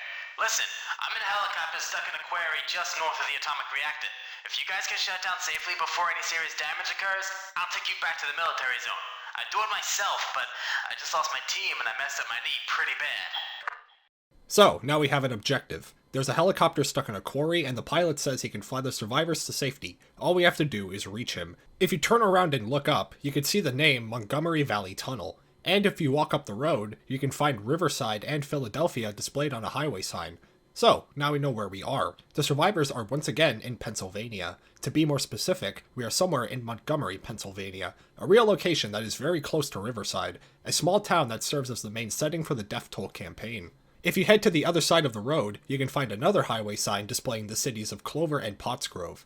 And when you walk a little further up the road, you can find a billboard advertising a gun show at the Fairfield Expo Center, which will come into play later. When the survivors get off the highway, they cross a bridge and reach an outlet mall. Just like the Cold Front campaign, you can find some custom stores. For example, you can find this near the entrance of the mall, Easy Swords. And as you can probably guess, the store is full of sharp melee weapons. You can also find a store called Disco Pants and Haircuts, and Nick will sometimes say this upon seeing it. Disco Pants and Haircuts. Man, lots of space in this mall. The survivors then cut through a supermarket and find their next safe room. Inside the safe room, you can find some graffiti written on the whiteboards. Supermarket is overrun with looters, making a run for convention center to find guns. I'm getting sick and all goddamn tired of all these looters and polluters. And zombies. Head north. Zombies hate cold. The military has left Riverside. Philly is gone. A game of tic-tac-toe can be seen on the corner of the whiteboard, along with a mushroom cloud seen on the opposite corner. When you leave the safe room, the survivors arrive at the Fairfield Expo Center. If you look on the left-hand side, you can find 2 advertisements. One of them being the gun show I showed earlier, and the other one is advertising the 2nd Annual Lake Judges Conference. The conference was going to start on October 9th and end on October 10th. Meanwhile, the gun show was scheduled to start on October 2nd and end on October 4th. These dates also line up with the official Left 4 Dead timeline. When you head inside the expo center, you can find a conference room. Scaffoldings can be found all over the room, implying that the conference was still being set up and the infection hit. When you reach the other side of the expo center, you find the Clover Gun Show. Firearms are everywhere. Basically any weapon type can be found in this room. This is very similar to Whitaker's gun store, but the developers put their own creative twist on it. It's a smart design choice that I wanted to point out. The survivors then leave the expo center and find a dam. The survivors need to drain the water to access the lower levels, which means they need to fight off the infected hordes. This event is pretty short, and the building you're in has limited entry points. The infected can still swarm you and kill you if you're careless, so be cautious when playing on higher difficulties. The survivors then enter the lower levels of the dam, and exit through a sewer pipe. When you walk onto the dock, a bridge can be seen collapsing into the water. The survivors then walk up the stairs and find their next safe room. Inside the safe room, we have even more wall graffiti. The water from the river is not safe to drink. John and Amanda, we heard helicopters fly towards Potts Grove. Our group is going to try and make it there. Boat left for Riverside, never returned. If you watched my prior videos, or paid attention to the lore, you'll know that John and Amanda were the couple that rescued the survivors at the end of the Death Toll campaign. The town of Riverside, as mentioned earlier, is very close to the town of Montgomery where this campaign takes place. This isn't just a cool callback or Easter egg. John and Amanda being referenced here actually makes perfect sense considering the survivors' close proximity to Riverside. Now let's head over to Chapter 3. The survivors arrive in a small town called Flint's Rock. The survivors then cut through some houses and then walk under a bridge. Here's a fun secret. On very rare occasions, a train will pass over this bridge. This is a completely random event. Sometimes the train will be there and sometimes it won't. It's still a fun Easter egg that I wanted to point out. Shortly after, the survivors arrive at a power station. The survivors then reach the second floor and head for the control room. When you walk into the next room, you can find these massive yellow containers. We'll talk more about this later. After this, the survivors find the door to the control room. A stranger can be heard on the other side, and he refuses to open the door for the survivors. Here's another neat detail. During this scene, Nick will use some voice lines that were cut from the original game. Here's a few of them. Somebody's in the control room. Are you gonna help us or not? Don't make us shoot our way into the control room! These voice lines were going to be used in a finale for Dark Carnival that ended up getting cut. It's a smart use of deleted voice lines and definitely worth pointing out. The stranger then sounds the alarm and the survivors have to fight off the infected hordes. The area you're in is quite small, so the special infected can cause some trouble if you aren't careful. However, this event only lasts about a minute, so it shouldn't cause you any significant problems.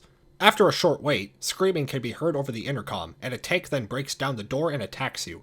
Depending on the difficulty, this segment can be quite the challenge, especially if you aren't prepared. The room you're in is very small, so luring the tank to the nearby hallway and mowing him down is a reliable strategy. After killing the tank, the survivors then head inside the control room and turn off one of the reactors. You can also find this on the wall of the control room, Mac power plants.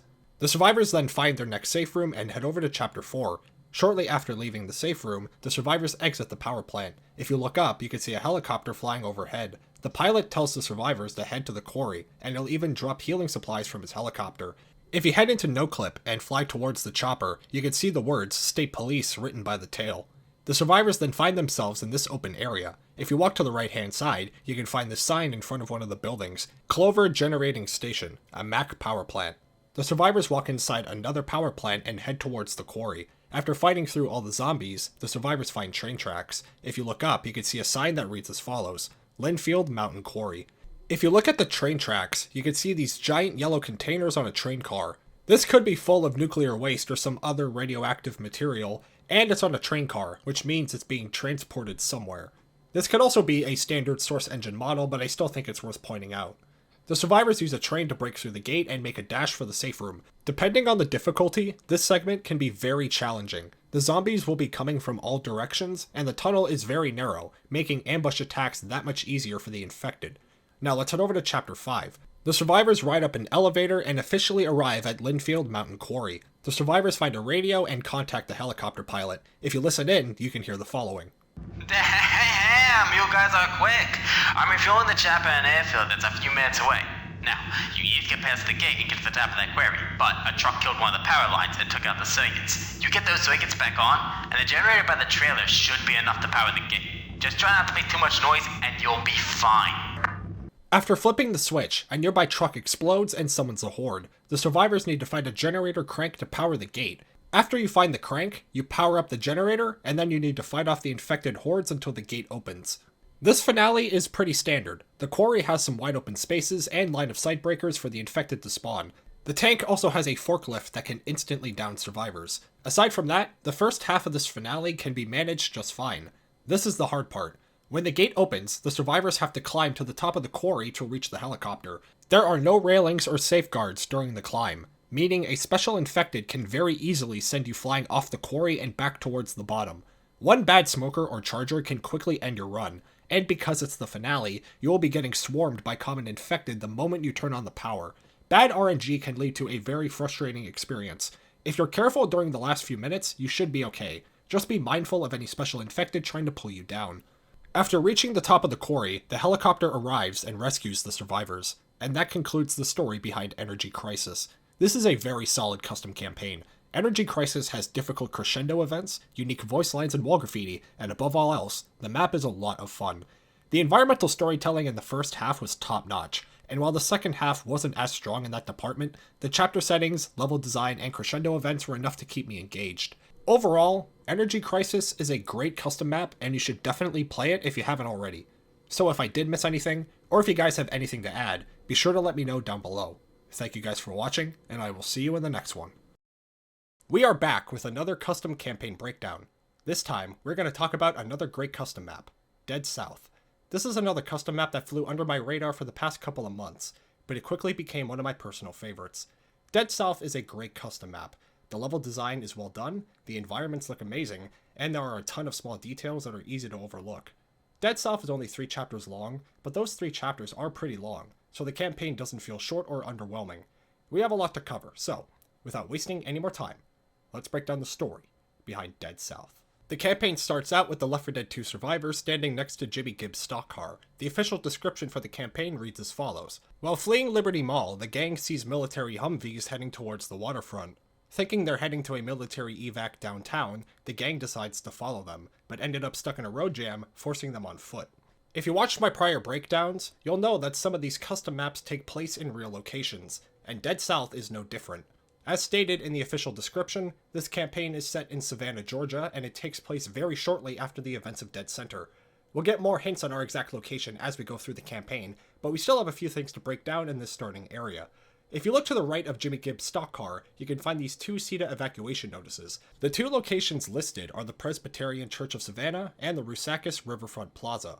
As you can probably guess, these 2 locations are real and can be found in Savannah, Georgia. If you head to the left of the starting area and look behind this truck, you can find a gnome sitting by himself, and yes, you can take him with you. The survivors then leave the starting area and begin fighting the infected through the streets of Savannah. Before we go any further, there is something that deserves a mention. This campaign looks fantastic. The custom skybox, the rain effects, the environments help set this campaign apart from the others. Dead South also has you fighting the infected outside for most of the campaign, so the survivors actually get to enjoy the beautiful Savannah scenery. This is a minor change that makes a big difference, and it's definitely worth pointing out. Now, let's get back to some lore analysis.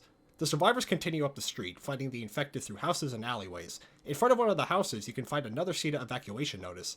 This time, the location is Second Restoration Church. You can also find a sign out front that says Mary's Kitchen, and when you head inside, you can find a menu with insanely overpriced food options. For example, a ham sandwich is apparently $8, and a single oyster costs $11. Now, moving past these absurd prices, let's continue breaking down Chapter 1. When you reach the end of the road, you can find a CETA sign saying there's an evac 2 miles from your current location. The survivors then walk through an alleyway and cut through some houses. On the second floor of one of the buildings, you can find this piece of wall graffiti. Rest in peace, Judd Whitaker, Ethan Wolfe, Dina Mizrahi, and Daniel Alahe.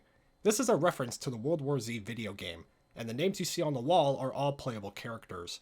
Shortly after, the survivors arrive at the Second Restoration Church. If you walk to the right-hand side of the street, you can find an eviction notice on someone's front door. The eviction notice reads as follows. This serves as a notice that you have been evicted from the premises, effective immediately. Please speak to your manager to begin the process of removing your belongings. Your presence on this property without permission of the manager is a crime, and the authorities will be called. You will be accountable for any damages you cause to this property. The survivors then head inside the church, and as you can probably guess, it's already been overrun by the infected. If you walk into a side room, you can find this piece of wall graffiti. The church is overrun. Sugar, we're going down. Thanks for the memory, Savannah. The spelling of this graffiti may be confusing, but I'm 99% sure it's a reference to the Fall Out Boy song, Thanks for the Memories, which is spelt the exact same way. The survivors then make it to the street and continue forward. Here's a fun Easter egg before we continue. If you look on the right-hand side, you can see a truck parked next to a house. If you take your current weapon and damage the door to the truck, it will eventually break, and when you head inside, you can find a dead body holding an M60. The back of the truck is full of flamingos. You can also find this wall graffiti on the wall of the truck. The flamingos will keep me safe. This graffiti is written over a dozen times, and it's safe to say that the flamingos did not keep him safe. We're going to talk more about this later, but for now we're going to move on. The survivors then continue forward and find their first crescendo event. An elevator needs to be called down, and the survivors need to fight off the infected hordes. For the first crescendo event, this is fairly standard. You are given an ammo pile, but the area you're in is quite small, so be mindful of your positioning. The survivors then ride the elevator to the top of the building and find their next safe room. Inside the safe room, we have some wall graffiti to break down. Pray for my family in Minnesota. It better not be that Irons family. At least I don't have to work anymore. Savannah is overrun. Maybe Atlanta is safe? Nope. Then New Orleans it is. First I get evicted and now this. Not my problem. Not mine too. Do you guys know what happened to Flamingo Bob? I don't know, Flamingo who? The real question is, what happened to Jimmy Gibbs Jr.? We have a few interesting things to break down here. First of all, Flamingo Bob can be found dead in the back of the truck I showed earlier. The guy who got evicted also made his way to the safe room. He may be having a bad week, but at least he's still alive. The Irons family wall graffiti feels like it's a reference that's flying over my head, so if you guys have anything to add with this, please let me know down below. Now let's head over to Chapter 2. The survivors continue fighting the infected hordes through the streets of Savannah. On the left-hand side of the street, you can find a bar, and when you head inside, you can find some wall graffiti that reads as follows. I came here for cheap beer, and all I got was this gun. I took it all, sucka. While walking on the street, you can also find this poster, and it reads as follows. Missing. Have you seen my M60? If you head back to the truck in Chapter 1, you'll notice that Flamingo Bob is holding an M60. This is probably the same M60 seen in the missing poster. Now, let's move on. Inside of another store, we have even more wall graffiti to break down. My eyes are wide open. By the way, I made it through the day. I watched the world outside. By the way, I'm leaving out today. This is a direct lyric from the song Second Chance, which was released all the way back in 2008. After this, the survivors cut through some alleyways. On the left-hand side, you can find a small building and some graffiti that reads as follows. Our new home. You can also find an empty jug of water and cans of food by the sleeping bags. The survivors then enter a store. On the wall, you can find these posters. These posters are reused assets from other campaigns, except for this one. A gnome party is taking place at 1185 River Street. We'll talk more about this later. If you head up to the second floor, you can find a dead body, a sniper rifle, and a pile of empty beer bottles. Tally marks can be found on the wall. This guy was shooting both zombies and people. And when you look outside the window, you can see 2 dead soldiers next to a Humvee. These soldiers are right outside the window where this guy was holding out, so odds are they were killed by a sniper and not an infected. The survivors then cut through a jewelry store, and on the wall you can find this piece of wall graffiti. No more diamonds. If you go into NoClip and head towards the left side of the street, you can see a billboard that reads as follows. Forsyth High School, Teacher of the Year, Wendell C. Jones. In the official Left 4 Dead story, Coach's real name was never revealed. You might be thinking that the name Wendell C. Jones was chosen at random, but it actually wasn't. Coach's voice actor, Chad L. Coleman, did an interview on the Vogue podcast, and about halfway through the interview, Chad was given this question. What do you think Coach's name is? Oh, Coach's real name, wow. When I look at him, I think he would say, "How you doing? I'm Wendell Jones." This is an insane detail that is absolutely worth pointing out. If you guys are interested, I'll link the full interview down below. Now let's move on. After walking a little further, the survivors find an abandoned safe room. When you walk inside, you find a dead body up against the wall. You can also find the CEDA evacuation notice I showed earlier, but this time, the Riverfront Plaza name has been crossed out and replaced with the word Bloodbath. When you head to the other end of the room, you find another safe room door knocked on the ground. We also have some wall graffiti to break down. Let's start with this one. Those poor people in the Appalachian Mountains, they're never getting rescued. Why? You haven't heard of the blizzard? Weak-ass door. I'd like to see you try. By the time you read this, I'll be dead. Some things in the world are better left unsaid. I didn't mean for that to rhyme. It sort of takes away from the gravity of the situation. Know that I suffered greatly. Remember me always. Vincent R. When you walk down these stairs and immediately turn around, you can see a gnome and a flamingo through the basement window. The survivors then find a hotel, and if you look up, you can see a banner with the following message. Outpost Sierra Hotel, 3rd floor. The survivors then climb the roof of the hotel and find a crane. A mystery man can be heard on the other end of the radio, and he says that he'll lower the cargo crate so the survivors can cross over. Before we talk about this crescendo event, we have some wall graffiti to break down. Any of you guys eat zombies? I get them out of a can. Fresh, frozen, out of a can. No, hell no. CEDA is at Chippewa Square. 3rd time CEDA left me. I've had 54 girlfriends and it never felt this bad before. Lies. The word Chippewa Square has been crossed out and replaced with the word dead. Now let's talk about the crane event. This event can pose quite the challenge on higher difficulty runs. You don't have a lot of space either, so be mindful of your positioning. Getting depth charged here is also possible, but highly unlikely if played correctly. The survivors then cross the gap and find their next safe room. Inside of the safe room, we have even more wall graffiti to break down. There's a guy rescuing people with a stern wheeler. He left a radio too. 9 times out of 10, he's dead. Rest in peace, Keith Marshall, 1985 to 2009. Rest in peace to my M60. Are you guys coughing up dust or blood? Both. Who built this safe room? A historian? My name is Gavin and I'm the creator. The survivors then leave the safe room and find themselves underground. When you walk a little further, you can find these on the wall. For those who enjoy history, these signs tell us some interesting facts about the history of Savannah. Let's read off a few of them. Did you know the oldest city in Georgia is Savannah? Originally called the British colonial capital of the province of Georgia, the town was first founded by General James Oglethorpe in 1733, when his ship and 120 passengers landed on a bluff along the Savannah River. Did you know all that iconic Spanish moss you see on the trees around Savannah isn't actually moss? It's a member of the bromeliad plant species and it's related to pineapples. Did you know Savannah's oldest standing structure is in the Wormslow Historic Site? Wormslow was one of the home of Georgia's first founders, Noble Jones, in 1733. There are over 2 miles of hiking trail at Wormslow, and visitors can still see the ruins of his original tabby house, which was completed in 1745. After walking a little further, the survivors find a gate and a radio. After you interact with the radio, a stranger can be heard on the other end, and he then says the following. Hello.